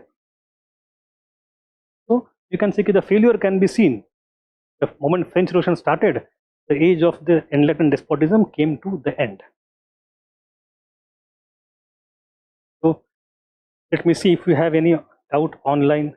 Chat box में एक भी डाउट नहीं है, क्या बात है? Hello. Let us come back. That was one topic. The second topic is the connection between French Revolution and Enlightenment. Now this topic we shall study in much more detail afterwards. When we study French Revolution, we have to study in detail. So I am just going to touch it right now. I will not discuss it much further because हमें इसको अलग से आधा घंटा पढ़ना है when we start French Revolution. At that time, you will have a better context and better understanding because we will study all the causes of revolution together, and in those causes, economic causes कितने important थे, गलती of king कितनी important थी, idea कितने important थे. At that time, we will be able to analyze better. But अभी बस एक बार ऊपर सबको दिखा रहा हूँ कहानी है. It's a trailer. It's not the real movie. The Enlightenment has been considered as one of among the major reasons for the French Revolution, but it needs to be understood carefully that it was not the real cause. One of the reasons, but not the real cause. So why? Almost all the thinkers in the Enlightenment era, almost all the thinkers came from the upper class and wanted to establish enlightened constitutional monarchy. Very few. एक example है Rousseau का. बस वो अकेला है बेचारा, बोलता है डेमोक्रेसी चाहिए, बाकी कोई बोलता ही नहीं है. So because as I said, enlightenment is the middle class initiative. They are looking for their own class interest, not for the interest of दुनिया भर की बात करेंगे, चाहेंगे दिल्ली के अंदर क्या चाहिए, बस हमारे क्लास का फायदा. जनता के नाम पे बात करेंगे, जनता में कौन कौन शामिल होता है, बस हम होते हैं, ये उनकी बात है. Then these thinkers were not activists. They did not form any political party or revolutionary group, nor did they present any radical policy or program. तो उन्होंने खुद से तो बस किताबें लिखी, बातें करी, although it was very genuine. And thirdly, none of them directly participated in the French Revolution because by that time all of them were long dead. Montesquieu, Rousseau, Voltaire मर के 10-15 साल हो गए थे. So they were not even alive at that time. And in 200 साल पहले कोई आदमी 15 साल पहले मर गया है, how much that person going to be effective? So all these reasons tell us कि they were not actively causing or engineering the revolution, but they were nonetheless important. However, for example, they were unconscious catalyst. कैसे? Because Enlightenment gave ideological support to French Revolution. They rather लोगों के देखो लोगों के grievances पहले से थे. The grievances were not created by Enlightenment. Whatever the grievances were there, they came from socio-economic political structure. But उनको उजागर करना, उनको एनालाइज करने के लिए फ्रेमवर्क देना, उनको आर्टिकुलेट करने के लिए टेक्निकल टर्म्स प्रोवाइड करना, ये काम थिंकर्स ने. तो thinkers helped in the articulation of the existing problem. तो हंस दिए, पसंद आया पॉइंट क्या? ये कभी कभी मेरा भी होता है कि गाना सुनने जाते हैं, क्या बात है, ये तो हुआ नहीं, क्या मैं खुद को प्रशंसा अपने खुद से कर रहा हूँ. Anyway, so they gave ideological support to French Revolution, and the second thing that I talked about is desacralization of French monarchy, reduce the automatic respect that it would have for it. The main reason here is, corrupt state literature, scandals in tabloids, public affair and private lives by Sarah Maza, Robert Danton. नाम है याद कुछ, ये पढ़ लो, याद कर लो. Then the people who received the power after revolution, they were influenced by Enlightenment thinkers. For example, the most famous example is Robespierre. Maximilian Robespierre, जिसको हम देखेंगे डिटेल में, ही फॉर्म्ड रेन ऑफ टेरर, उसने कहा था कि मेरा गुरु कौन है? Rousseau. Who do I worship? The God of reason. So the people who executed revolution, they claimed afterwards कि हम उनको मानते हैं. अब वो मानते हैं तो आप क्यों नहीं मानेंगे? Right? So that is the point. Napoleon had said if there was no Rousseau, there would have not been French Revolution.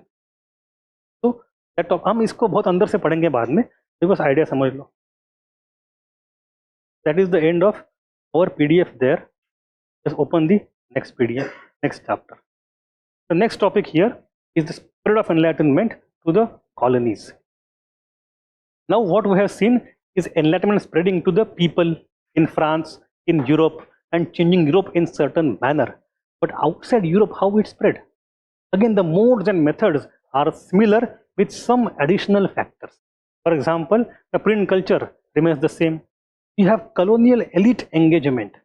जैसे कि इंडिया में अंग्रेज आएंगे और इंडिया के भी कुछ एलिट्स पहले से होंगे, कुछ मर्चेंट्स होंगे, कुछ प्रीस्ट होंगे, कुछ रूलर्स होंगे. They would go into the dining hall, साथ में they would rub shoulders with the people. तो कॉलोनियल एलिट एंड मतलब indigenous colonial elite and colonizing elite, ये आपस में घुल मिलेंगे, आइडियाज एक्सचेंज होगी. Right. Then you have Christian clergy. Christianity was attempted to spread across the world because it is a very proselytizing religion. There was evangelism at that time. Even today it is there. But the point is that once Christianity went to these colonies, it wanted to criticize and attack local existing religions. वो कैसे करेंगे? आपका समाज खराब, आपका भगवान गलत, ये बोलने के लिए the articulation they got from Enlightenment. That is how India में भी हुआ.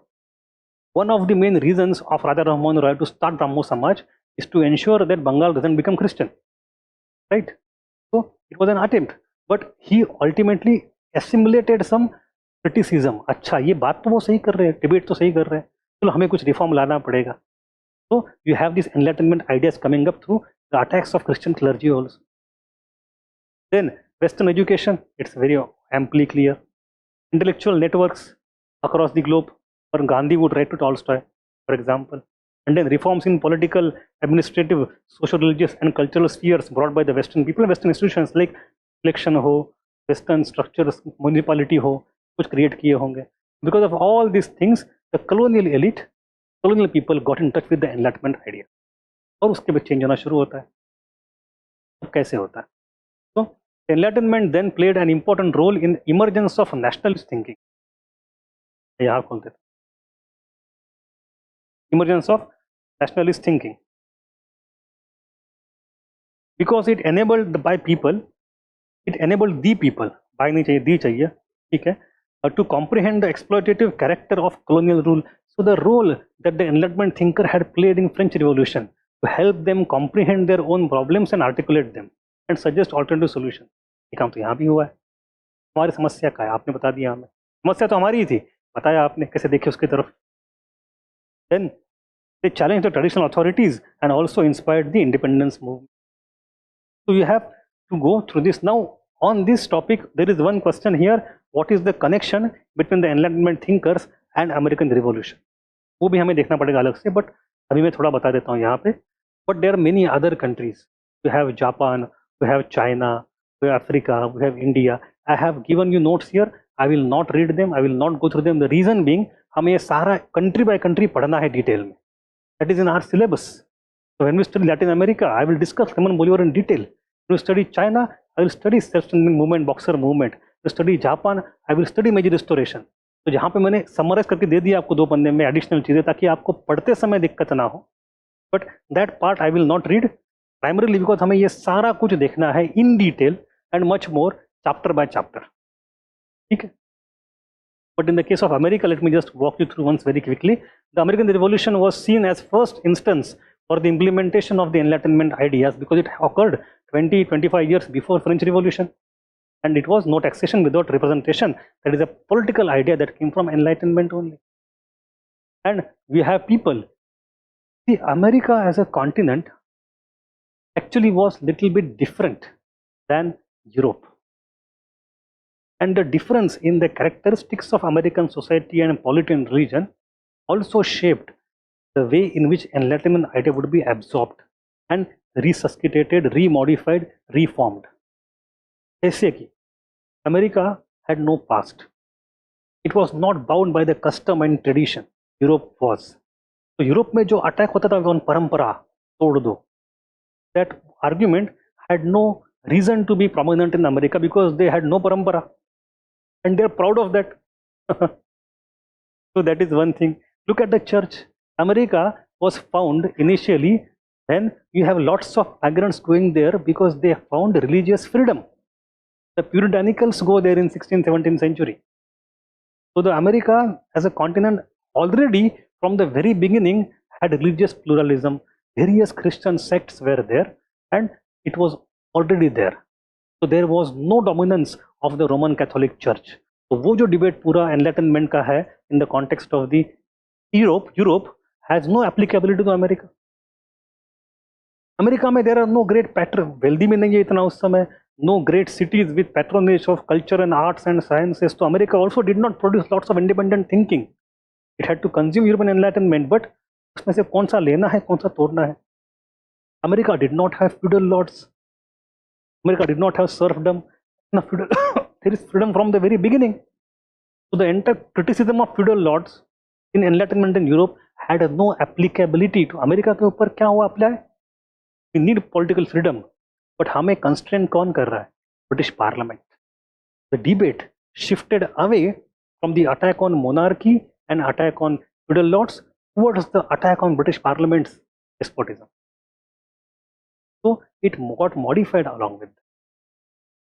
America had frontier spirit, manifest destiny of movements towards the western coast.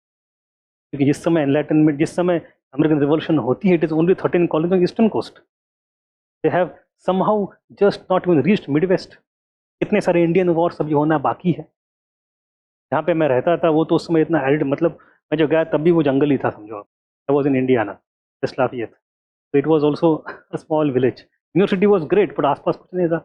I used to go to see the battlegrounds. भाई यहाँ पे अमेरिकन आर्मी एंड इंडियंस के बीच में war होते थे. तो वो पॉइंट इज वहाँ से जितना अमेरिकन कॉन्टिनेंट है उसका not even 1/5 was there colonized at that time, and they were gradually moving westwards.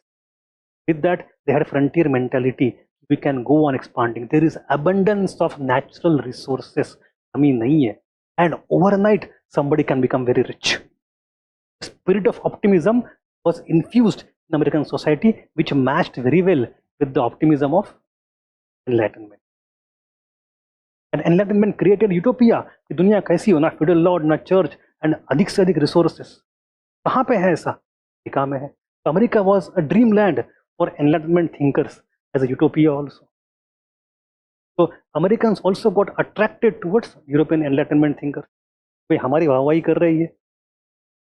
So it's a little bit complicated scenario. American Enlightenment is little bit derived, but different from the Enlightenment in Europe. And that argument will remain everywhere in all my regions, one by one. I will rather focus only on that. So Benjamin Franklin, Thomas Jefferson, they came personally, they came to Paris, they even bought the copies of encyclopedia. So we have these personal people, and then Thomas Paine, John Adams, Patrick Henry, Samuel Adams, etc. All these people are the great intellectuals. So we have the influence of Enlightenment on American Revolution also. अरे ये terms जो है ना, these are American terms. Melting pot का मतलब क्या होना चाहिए? मतलब you ultimately create a unified identity जिसमें अपनी आइडेंटिटी बची नहीं है आपकी, एक कॉस्मोपॉलिटन आइडेंटिटी क्रिएट हो गई. तो this term was given by I think Hawley ने दिया था वो. He was a great thinker in early 20th century. अब वो टर्म के बारे में बहुत डिबेट्स है, नहीं जाते. But you can use the term in GS optional, it is fine, no problem. We don't become very fastidious with specificity of some terms. चल जाता. In the case of India, is it a melting pot or not? Or salad bowl? Melting pot or salad? वही तो debate है. Is it melting pot or salad bowl? हम कहते नहीं, we are rainforest. We have a thinker who says कि Indian model is rainforest model. तो उसमें नहीं जाते, छोड़ो. But we can talk of multiculturalism. That is a better, rather than using these analogies and similes and metaphors, multiculturalism, pluralism, ये term थोड़े से direct हो जाते हैं, कोई दिक्कत नहीं। Then you go to Latin America, यहाँ पे भी I will focus not on the history all together, क्योंकि हमें वो अंत में पढ़नी ही है। I will focus on only one point I want to make, that Simon Bolivar was the great revolutionary thinker and leader who brought independence to Latin American colonies in 1820s, 1830s. He was also influenced by Enlightenment of Napoleon and other thinkers, but he modified the Enlightenment ideas because the situation in Latin America was different. जहाँ जहाँ ideas जाएंगे वहाँ वहाँ वो वैसे के वैसे apply नहीं होते. So situations are different, ideas got modified. In case of Latin America, you see, I have seen complexity in circumstances, therefore he modified the ideas of liberty and equality propounded by the Enlightenment and linked these ideas with militarism and totalitarianism. तो आपने Enlightenment लेके भी आए, but ऐसे modify कि military rule बहुत important है, because of the nature. It ultimately led to emergence of caudillos, military warlords in the 19th century and 20th century in various Latin American countries. So shaping of events is different. When you come to India, again, India also we have Radha Mohan Roy and we have some people who are opposing it. So nevertheless, the Western ideas of equality, fraternity and freedom slowly propagated. But what did we do? हमारे लिए सामने बड़ा समस्या क्या थी? We wanted modernity. We wanted modern ideas. But modernity came with westernization. दुविधा, western तो हमारे लिए ऑपरेसिव है और मॉडर्न हमारे लिए यूजफुल है, तो गुरु भी बनाना है और दुश्मन भी बनाना है. We have to selectively appropriate certain ideas, inculcate them, simulate them, and then turn them towards them only. It was not easy. We had to modify the ideas accordingly. Then we have China. China also we have lots of exposure. आप उसको पढ़ लेना, मैं बाद में आराम से पढ़ाऊंगा उसको चाइना में. But here also you see two different kind of events or responses. We have one response of westernization, for example, in the way of self-strengthening movement. ये सब वेस्टर्न लेके आओ, कल्चर उनका, कपड़े उनके, खाने उनकी, भाषा उनकी, इकोनॉमी स्ट्रक्चर सब कुछ उनका. And there also comes opposition in the form of Boxer Revolt, सब वेस्टर्न को भगाओ. And both of these are inspired by enlightenment idea. And I have some thinkers here, if you can remember some enlightenment thinkers. UPSC ने अब तक सवाल पूछा ही नहीं है, तुम्हें पता नहीं कितना डिटेल में जाए, but I am going as detail as possible. If you want to remember only one, remember Lu Xun. लू शुन इज वेरी इंपॉर्टेंट. एक याद रखना, तो लू शुन को रखो, because he modifies the modernity as per the Chinese context. When you go to Japan, Japan also you have same thing. Major restoration leads to huge amount of westernization of political structure, of economic structure, of social events. लोग बाल काट के रहेंगे, छोटे कपड़े पहनेंगे, वो सब क्यों कर रहे हैं? वेस्ट में लोग करते हैं. You want to destroy our tradition, but tradition could not be destroyed. So we have complexity emerging here also. We have, आपको पढ़ना है पढ़ लीजिए. If you want to remember one thinker, then remember Ito Hirobumi, important major restoration thinker. But we'll study this restoration in detail. It's explicitly mentioned in our syllabus. Padhna hai. The point I wanted to make, these are various examples. There is less possibility of question coming on individual examples when it comes to the spirit of enlightenment to colonies, but we have to understand the historiographical perspective. कि पुरानी history में the spirit to the colonies कैसे देखा जाता था और आज हम कैसे देखते हैं. There is a difference. Difference is like this. In the old conventional dominant narrative, which you will find in most of your textbooks, the enlightenment equal to modernity. So modernity began with their own writing. It transformed the world, which was now characterized by individual human rights, rationalization, civilization, etc. सारे गुण यहाँ पे सब यहीं से शुरुआत होती है. डंका पिटेंगे, डंका पति लो.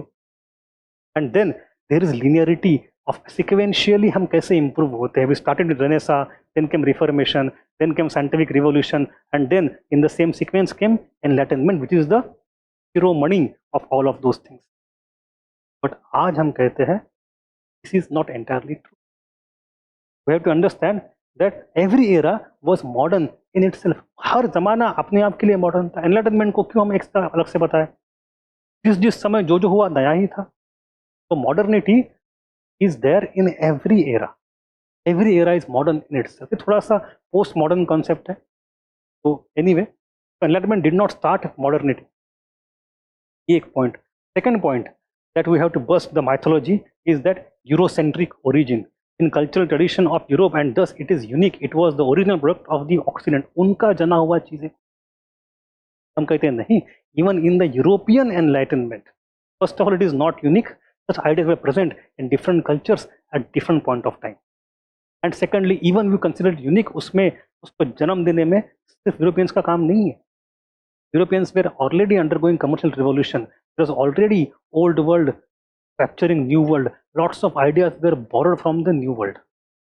There is exchange of ideas. So पूरे दुनिया का हाथ लगा हुआ है उसको बनाने में. You don't have the exclusive authorship of Enlightenment. That is one point. You have plurality and not singularity. Then comes the most important point, diffusion. This is in the context of this spread of ideas to colonies. पहले क्या मानते थे? The global outreach energized by Europe, these ideas were diffused to rest of the world because these ideas were universal with innate charm. हमने बनाए सब जगह फैले. कैसे? क्योंकि आइडियाज ही उतने पावरफुल है. Universal ideas, globalisation of idea, and they are so powerful, they are so universal. इतनी beauty, they seduced all the people towards. Idea की ताकत इतनी, यूनिवर्सल भी एंड सुरक्षण भी. We have one historian, William McNeill, who says we and all the world of the 20th century are peculiarly the creatures and heirs of the handful of geniuses of early modern Europe. ये Montesquieu, डिडेरो, Walter, Rousseau, उनके सारे हम बगल बच्चे हैं. उन्होंने हमें बनाया है. हम शुड भी नतमस्तक उनके सामने हो. So this is a very Eurocentric and superiority syndrome वाला एटीट्यूड. हम नहीं मानते कि उन्होंने बनाया सबने. अब आज की हिस्ट्री क्या है? We have global history perspective. We say diffusion happened not only because the ideas were universal and ideas were innately charming and seductive. You have enforced these ideas upon us. Upon us मतलब पूरी दुनिया भर में. Because you already were creating colonization. जहाँ जहाँ गए वहाँ आपने उनको ऊपर से जबरदस्ती करके हलवा खा, हलवा खा. तो हलवा खिला लोग गले में जबरदस्ती उतरवाया. तो the same ideas were used to justify and then justified कि हम दुनिया में राज क्यों करना चाहते हैं? क्योंकि हमारे पास हलवा है, हम सबको हलवा खिलाएंगे. इसलिए क्या दुनिया भर में राज चाहिए हमें. तो the ideas of enlightenment universal. We are here for the good of everybody. It's white man's burden. दुनिया भर में जाके सबको इंप्रूव करेंगे हम. आपको ठेका दिया किसने? हमारे आइडियाज यूनिवर्सल है, सबको आने चाहिए, हम सबका भला करना चाहते हैं, बिल्कुल करेंगे. हलवा खा. तो that is the point. The element of progress attached to enlightenment is not because of the inherent strength of the ideas, but because of increasing power of imperialism, which suppressed, vanquished other parts of the world, and then it was justified. हम colonization क्यों करेंगे? Because we are enlightened. It is not innate selection. And secondly, even when we accept the ideas, are we passive consumers of ideas? वैसे के वैसे हमने बस control C control भी किया. ना चाइना ने, ना जापान ने, ना अमेरिका ने, लैटिन अमेरिका ने, कहीं नहीं हुआ है, ना इंडिया में. In the 5 examples, America, Latin America, China, Japan, India, none of these 5. There is 6th also, Africa. उसको हम बाद में पढ़ेंगे, end में almost. In all these 6 regions, you see these ideas were not passively consumed; they were recrafted, remodeled as per the need. We have cultural exchange, we have hybridization, we are actively involved. We don't accept, rather we incorporate these ideas into debates about colonial self-governance and resistance to imperial control. So these ideas were not just absorbed, they were reformed, remade. Partha Chatterjee would call it derivative discourse. But anyway.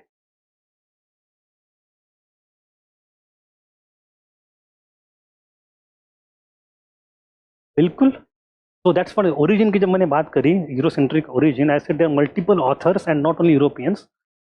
For example, Renaissance ही देखो, Renaissance तो lots of scope of China, India and Arab people. These ideas continue to influence them. तो ऐसे exclusive monopoly of ideas नहीं कहना चाहिए. But again, ये हो गया. Perspective समझ में आया आपको? You will not get to make such table in the answer. You will get to make some arguments in the answer. Now, which argument to use depends on type of question asked. But again, here we are the blank slate. UPSC has never asked a single question on this topic. Therefore, this debate you will not see in any textbook that is used for UPSC. In this debate, you will not see in any teacher's notes that is teaching UPSC because अभी तक UPSC ने पूछा ही नहीं. Generally trend यही है कि UPSC पूछे फिर हम ऐड करें, है ना? So anyway, we have to predict also sometimes. Now let me just drink water. and see if you have any doubts. Then we will start the next and the last and very important topic, that is the debates and limitation.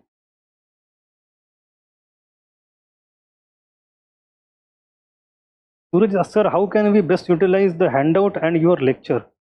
Suraj, I don't understand the question exactly. You understand the concept, you write the answers, you underline. Simple. और उसमें मतलब और क्या चाहिए आपको? मतलब I did not. Please explain the question to me, then I will be able to answer perhaps. Any doubts so far? Sudeep, Vaishnavi, Parimala, we have lots of history background people. Parimala ने अभी masters किया है. Vaishnavi also come from history background perhaps. आप लोग history background के हो, ये history background के है. आप लोगों ने अटेम्प्ट पहले दिए हुए तो आपने पढ़ा हुआ है. हाँ, बट आपने पहले पढ़ा हुआ है ना सारा.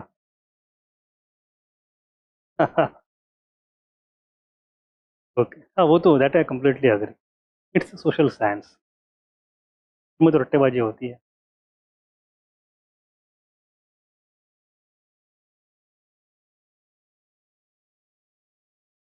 You see, the teaching sometimes happens in a very narrative fashion.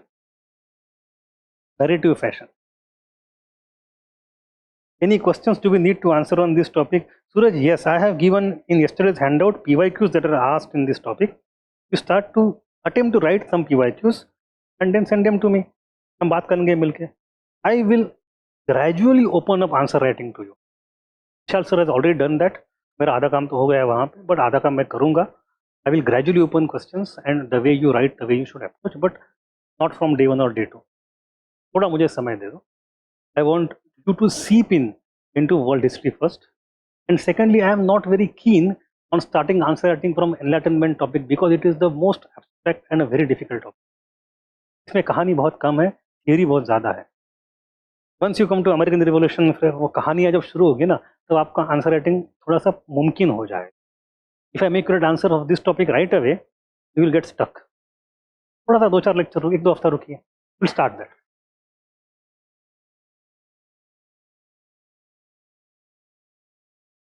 Okay then. So the okie dokie. So the limitations and criticism. Now this topic has also not been asked. The very moment Enlightenment started is the time the debates also started about it, and you have various standpoints from which you asked. Now I see some long question being asked. Questions are a bit detached from the current discussion. The idea that church constantly evolved to make itself more relevant to the times, is it not a failure of enlightenment, where the power of the church as an institution is much more extensive than the power of ideas? Secondly, how relevant is the reason versus religion debate, considering enlightenment is inherently based on religion? Now, Vaishnav, these are actually both of them are very good questions. Unfortunately, the counter enlightenment, this tradition started with counter reformation, and then we have counter enlightenment. Both of these things are not in our syllabus, unfortunately. But I understand and I agree that the church kept on modifying. For example, let's look at Jesuit order. It was formed especially in counter reformation. In the era of counter, like in the case of 19th century in America, you have the first and second great awakening. First great awakening was how the piety was spread to all the communities, irrespective of which denomination you belong to. You have, for example, emergence of Mormon church in 19th century. कैसे Mormonism create होता है? So I completely agree that church remains to be powerful in some form or the other, but even enlightenment inherently. So this point we should understand very well. Enlightenment inherently was not completely anti-church. Look at most of the thinkers, they are anti-superstition, anti-intolerance and pro-tolerance, but lots of them talk about deism. They don't say कि हम atheist है पूरा. There are a few radical thinkers who are talking about atheism, but very few of them. Most of them are remaining in the domain of religion, if not exactly the religion as propounded by church. And there are, on the other hand, lots of people who are pro-reform in the church. वो ज़्यादा बल्कि numerous है, they are more numerous, and you are right here. But वो religious enlightenment जो है, moderate enlightenment, वो हम नहीं पढ़ते. अब that is the only thing but you are correct. And secondly, how relevant the reason versus religion debate considering enlightenment was inherently based on religion. Now this debate of religion versus reason is very much typical of Europe only. It doesn't exist in India. In India, religion did not have so much of a hold over society. There are some social structures like caste system, etc., जो कि society में justify किए थे with the help of religion. But on science, for example, you don't face a backlash. You don't worry about, for example, evolution idea. There was no genesis, कोई दिक्कत नहीं. You talk, for example, a lot of science was very easily acceptable to Indian religions compared to Western religions because science and religion could coexist in our idea. Take, for example, Vivekananda. When he went to America in 1893 to give the speech and remain there for a few years, lots of tourism of him meeting कौन scientist था वो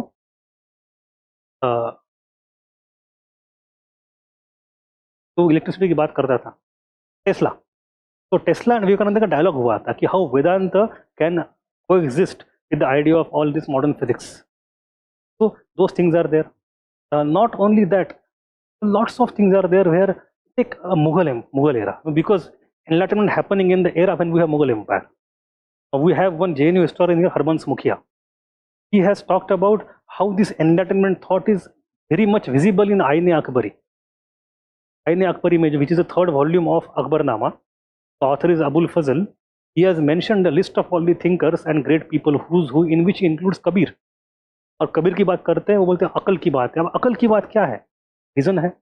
The reason, the way it emanated through Akbar's policy is nothing but reason of Kabir. So in Indian context, the religion and reason could coexist. There is some tussle, no doubt. There is some tussle, but it is not to the binary level as it is in the case of Europe. Even if you go to America today, for example, you have the debate on the intelligent design. Creationism का new नाम है design. यह scopes monkey trial movie भी आया था उसके ऊपर, एक ब्लैक एंड व्हाइट मूवी है. भाई एनलाइटनमेंट के थॉट्स में से एक थॉट जो इवोल्यूशन का, that should not be taught in the class क्योंकि वो एंटी क्रिश्चियन है. तो हमारे यहाँ कोई दिक्कत ही नहीं. तो वी शुड ग्रेजुअली अंडरस्टैंड कि रिलीजन की भी अलग अलग नेचर हो सकते हैं. I don't know whether I answered your question और not, but as you are correctly saying, the questions could be little bit detached from the current discussion. उसमें हम ज़्यादा नहीं जाएंगे, but hopefully I give you some points to think about. Any other doubt?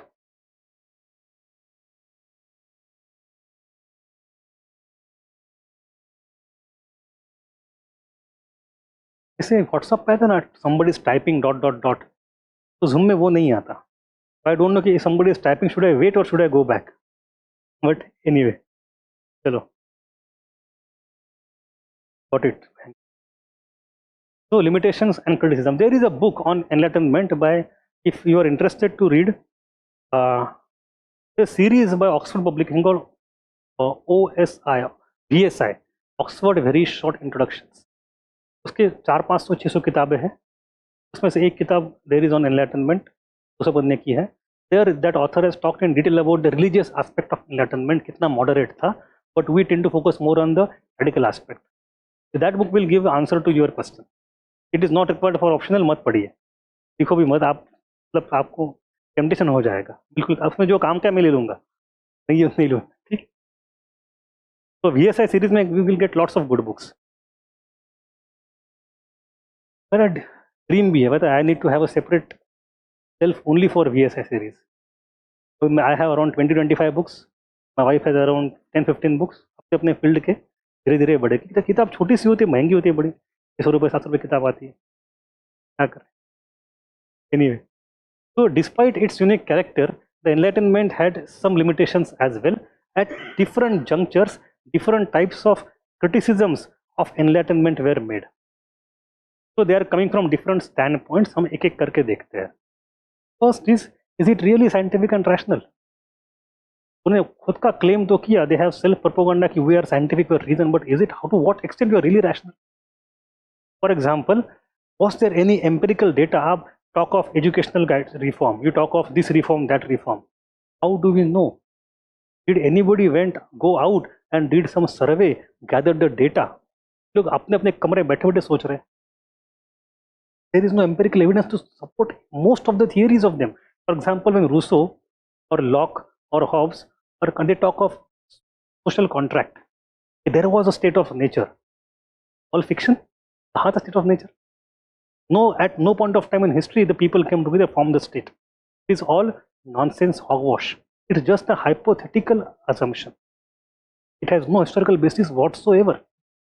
There is no empirical data, तो आपके पास theory है. Secondly, they did not consider society holistically. Somebody is talking about politics, administration, law, economy, culture, religion, society. भाई सबके center में common कुछ coherence तो बनाओ. No, there is no coherent study of entire society. These are the two basic limitations for which scientific method evolves in 19th century. It's a different discipline. Scientific method is a discipline. So भूल जाओ. But in that scientific method, we come to know that Enlightenment itself is actually not very scientific. They talk of reason, yes, but is it completely scientific in approach? ये हो गया पहला criticism. Easy to understand? समझ में आया? पक्का? और एक बार चेहरा देख के पता चलता है. देखो साइंस में क्या होता है? You have hypothesis.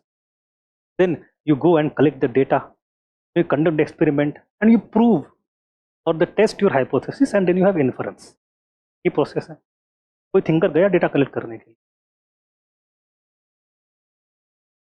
So about social structure, about caste system, about race system, about political structure, they are very rational, they are very intellectual, but there is no empirical data to support their argument.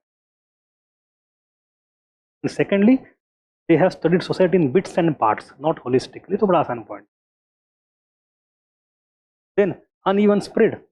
It started in some cities among some elite classes, but if you go across the continent, across classes, across region, the spread is very uneven. So the age is not enlightened, right? It is still an ongoing process. Then the social context also is very interesting, and it is very interesting. You see, it is very patriarchal in nature. For example, we have the book by I think it is by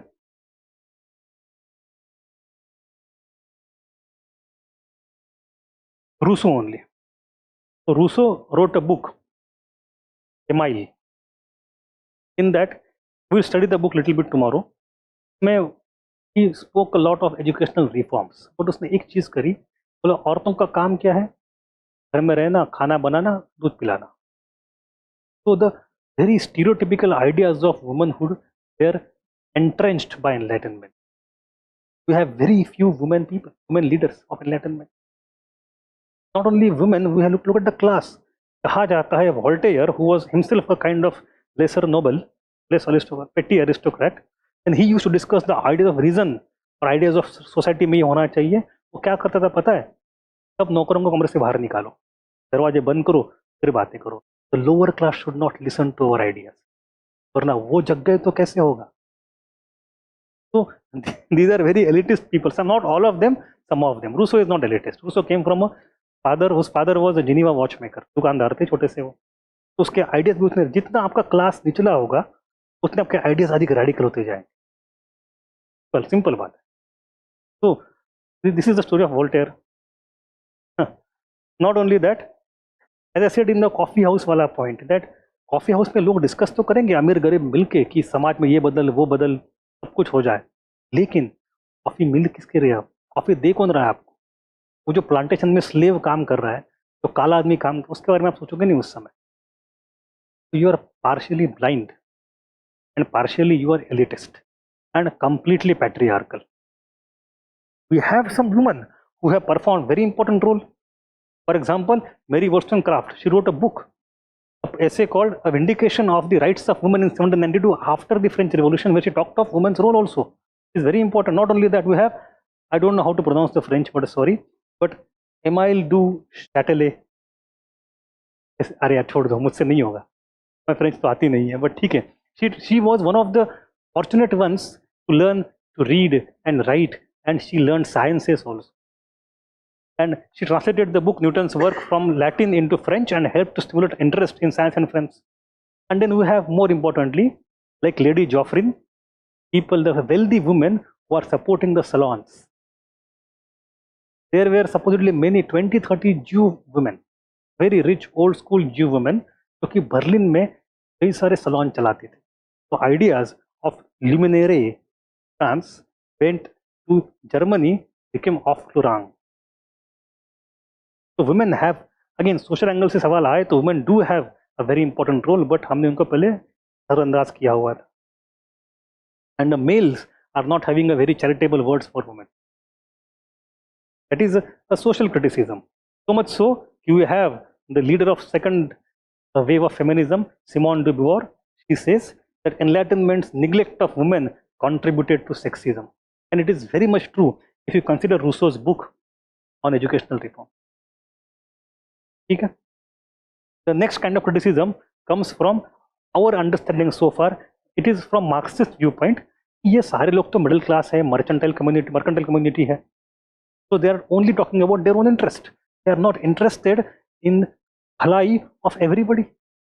So they want democracy for people. They don't want democracy by people. So if they propose voting reforms, they will not propose universal adult franchise. They will propose limited franchise. कि भाई education qualification रहे, property qualification रहे, ताकि voting rate हमें मिले, नीचे पास ना हो. निचलों की हमें मदद चाहिए. क्यों? क्योंकि हम as a united can come together against the monarchy to take the power out of them. But once we take the power, इसको छोड़ दो, भूल जाओ, बस हमारे पास पावर सीमित है. That is the when you study British history, we have the reform, great reform of 1832. क्या होता है वो? Enter middle class brings pressure on the government with the help of lower class. And lower class भी समझते हैं कि अपने पास पढ़ाई लिखाई नहीं है, हमारे पास अपने खुद के नेता नहीं है, सपोर्ट मिडिल क्लास, बड़े भाई है वो, हमें कुछ दे देंगे बाद में. तो पूरी मूवमेंट होती है. रिफॉर्म ऑफ 1832 आता है, बड़ा भाई सब कुछ लेके जाता है, छोटा भाई महंगा, छोटा भाई नाराज कि मुझे तो कुछ मिला ही नहीं, ये तो हमारा भ्रम निराश हो गया, मैं ठगाया गया. तो हमें अपनी मूवमेंट खुद चलानी पड़ेगी. At that time lower class movement start. That is why you have चार्टिज्म.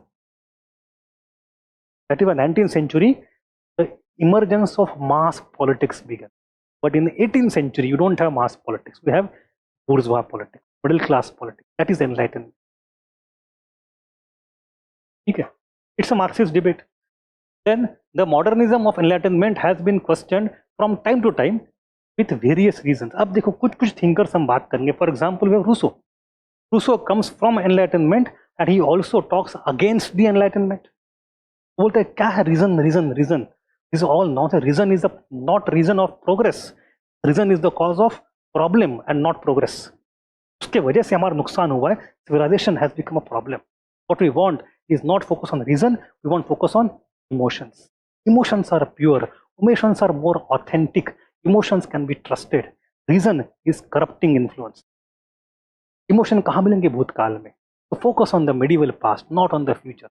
Focus on the emotions, not on the reason. Focus on the community, social relationship and bonds, not on individualism, like Enlightenment would have it.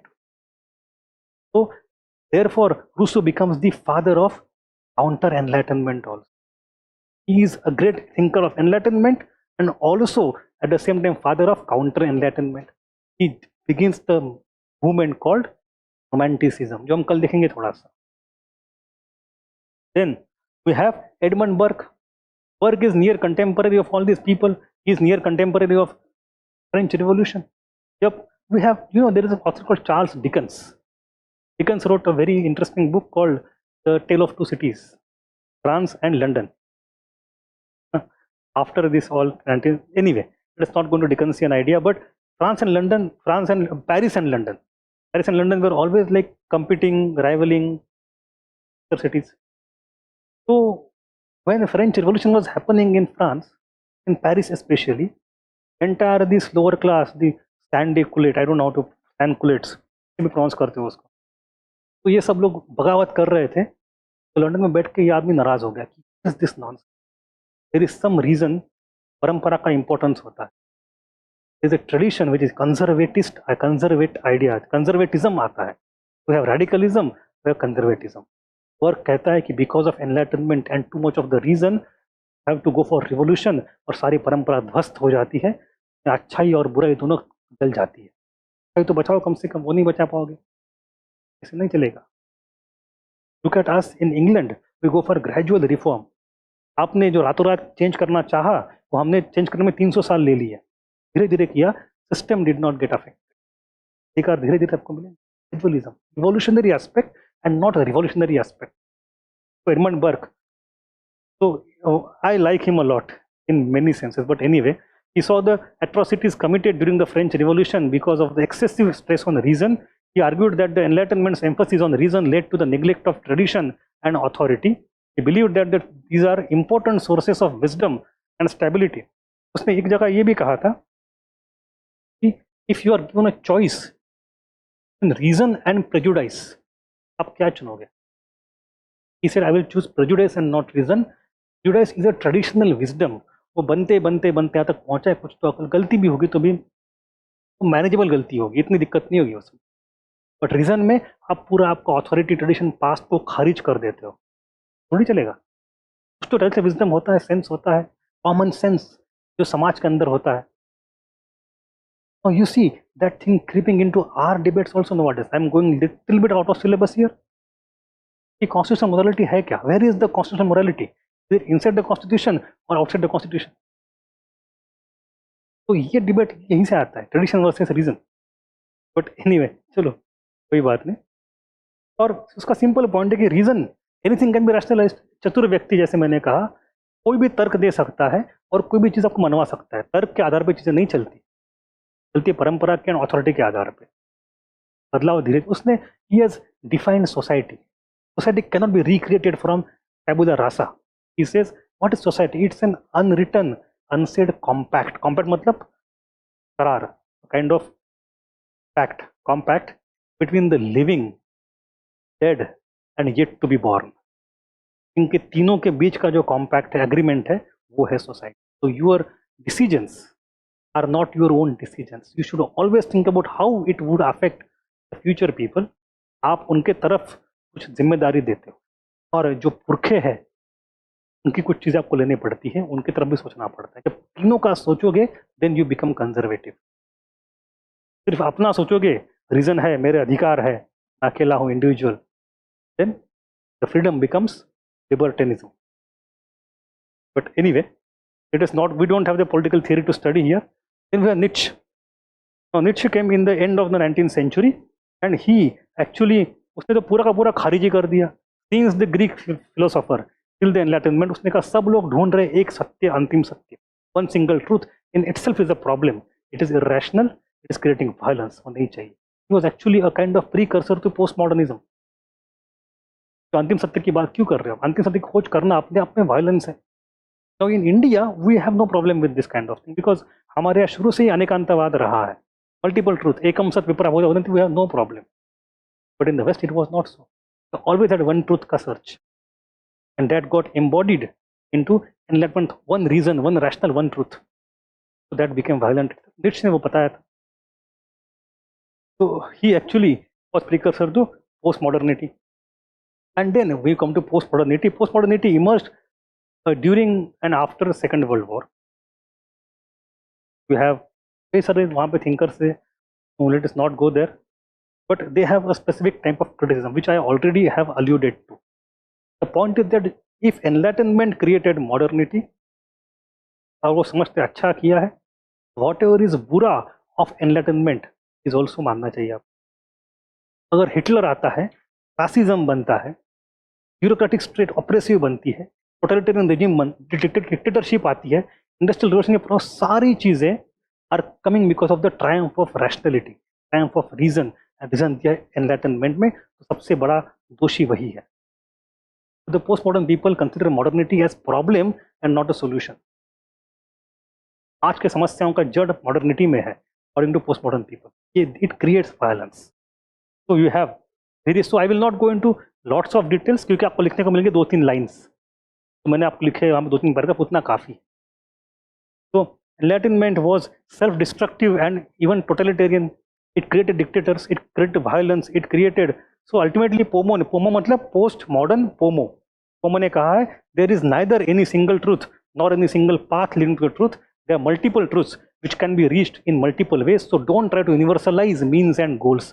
Enlightenment violence is in that universalization of means and goals. हमारा रास्ता ही सबसे, हलवा मतलब सिर्फ हलवा, हलवा ही खाना है। रसगुल्ला में नहीं हो सकता, क्या हो सकता है? हाँ, हलवा। हमारा सत्य, अंतिम सत्य, दैट इज द रैशनैलिटी में आपको वही मिलेगा अंत में। Then growth of materialistic culture, you have individualism, extreme nature exploitation, exploitation of working classes, degradation of environment. All these things come out of industrial revolution, which is a rationality that is created by enlightenment. Then we have Heidegger. He is again a very famous 20th century German philosopher. We don't need to go into detail. वो बात कर नोमेना phenomena की बात करता है, phenomenology की बात करता है. But the point here is that he says कि forgetfulness of the past and a devaluation of human experience. उसका सदियों की बात चली आती है, कोई मतलब होता है, ऐसे हवा में नहीं होती वो। सब कुछ trial error experimentation permutations combination करके वो विजडम बनता है, उसको आप रातों रात खारिज मत करिए। एक हिस्टोरिकल एक्सपीरियंस बनते बनते बनता है, तो सोशल विजडम बनता है, उसको आप कैसे हटा सकते हो? तो ideas are very same what earlier were said by other people, but again he is in from this era. And second is आदमी is getting alienated from society, individualism बन रहा है, आदमी अकेले, मैन नो मैन। एक जो famous ये है, there was some romantic poet or a novelist who said no man is an island unto himself. आदमी आइलैंड की तरह नहीं है, आदमी is a social creature, but because of Enlightenment you have individualism, everybody is becoming an island by himself और herself. उससे वजह से सोशल बॉन्ड्स डिसिपेट हो रहे हैं, कम्युनिटी खत्म हो रही है, प्रॉब्लम सॉल्व नहीं, प्रॉब्लम बढ़ रहे हैं। Then you have Eurocentric view which you have already seen, they marginalize the contribution of other people, so it reinforced the sense of cultural हम ही बढ़िया है। So cultural superiority ultimately in the 19th century becomes biological racism. By the time it starts a superior complex in 19th century, it becomes biological racism कि हम white skin वाले बढ़िया है, हम अक्लमंद। In the ladder of evolution आप काले पिछले हो, हम आगे जा चुके हैं, हम सुपीरियर स्पीशीज है। ये कहाँ से आइडिया आती है? इसे तो आती है। And these biases undermine the Enlightenment's universal values, claim of universal values, and then justify colonialism and imperialism. हमने already देखा है। Enlightenment idea rather than liberating people, they are used to justify the conquest. हम इनको खत्म कर देंगे क्योंकि उनका धर्म गलत, उनके कल्चर गलत, उनको हम देंगे रीजन रैशनैलिटी, तो उनका पहले सब तोड़ दो, मरोड़ दो। Justification of colonization comes from Enlightenment superiority complex. That also is the reason. So we don't have to end on our negative note.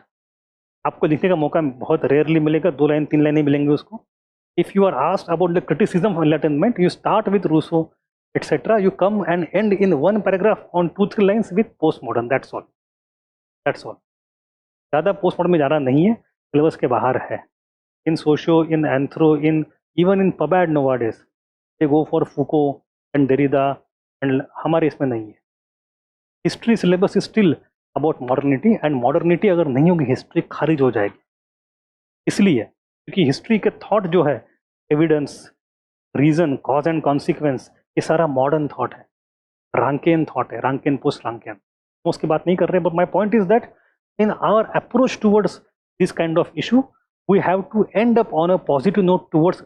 Problems है but still Enlightenment is good for us in our syllabus, समझो, ठीक है?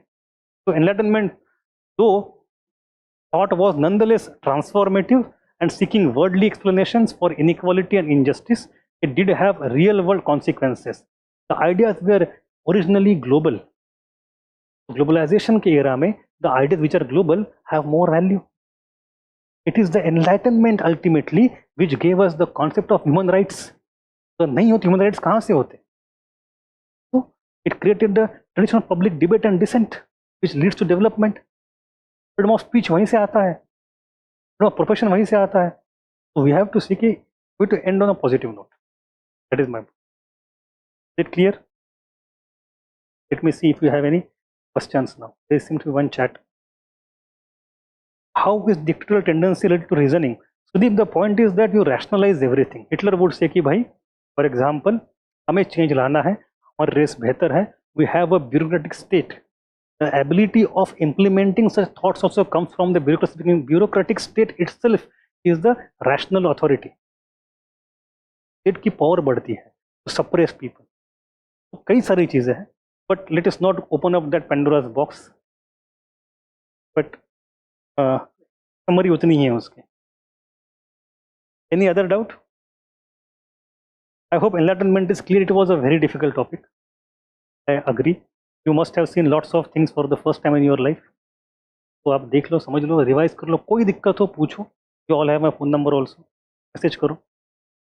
And then tomorrow we shall see Rousseau and Kant.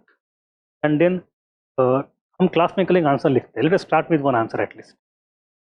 ठीक, we'll start with that. Okay. चलो फिर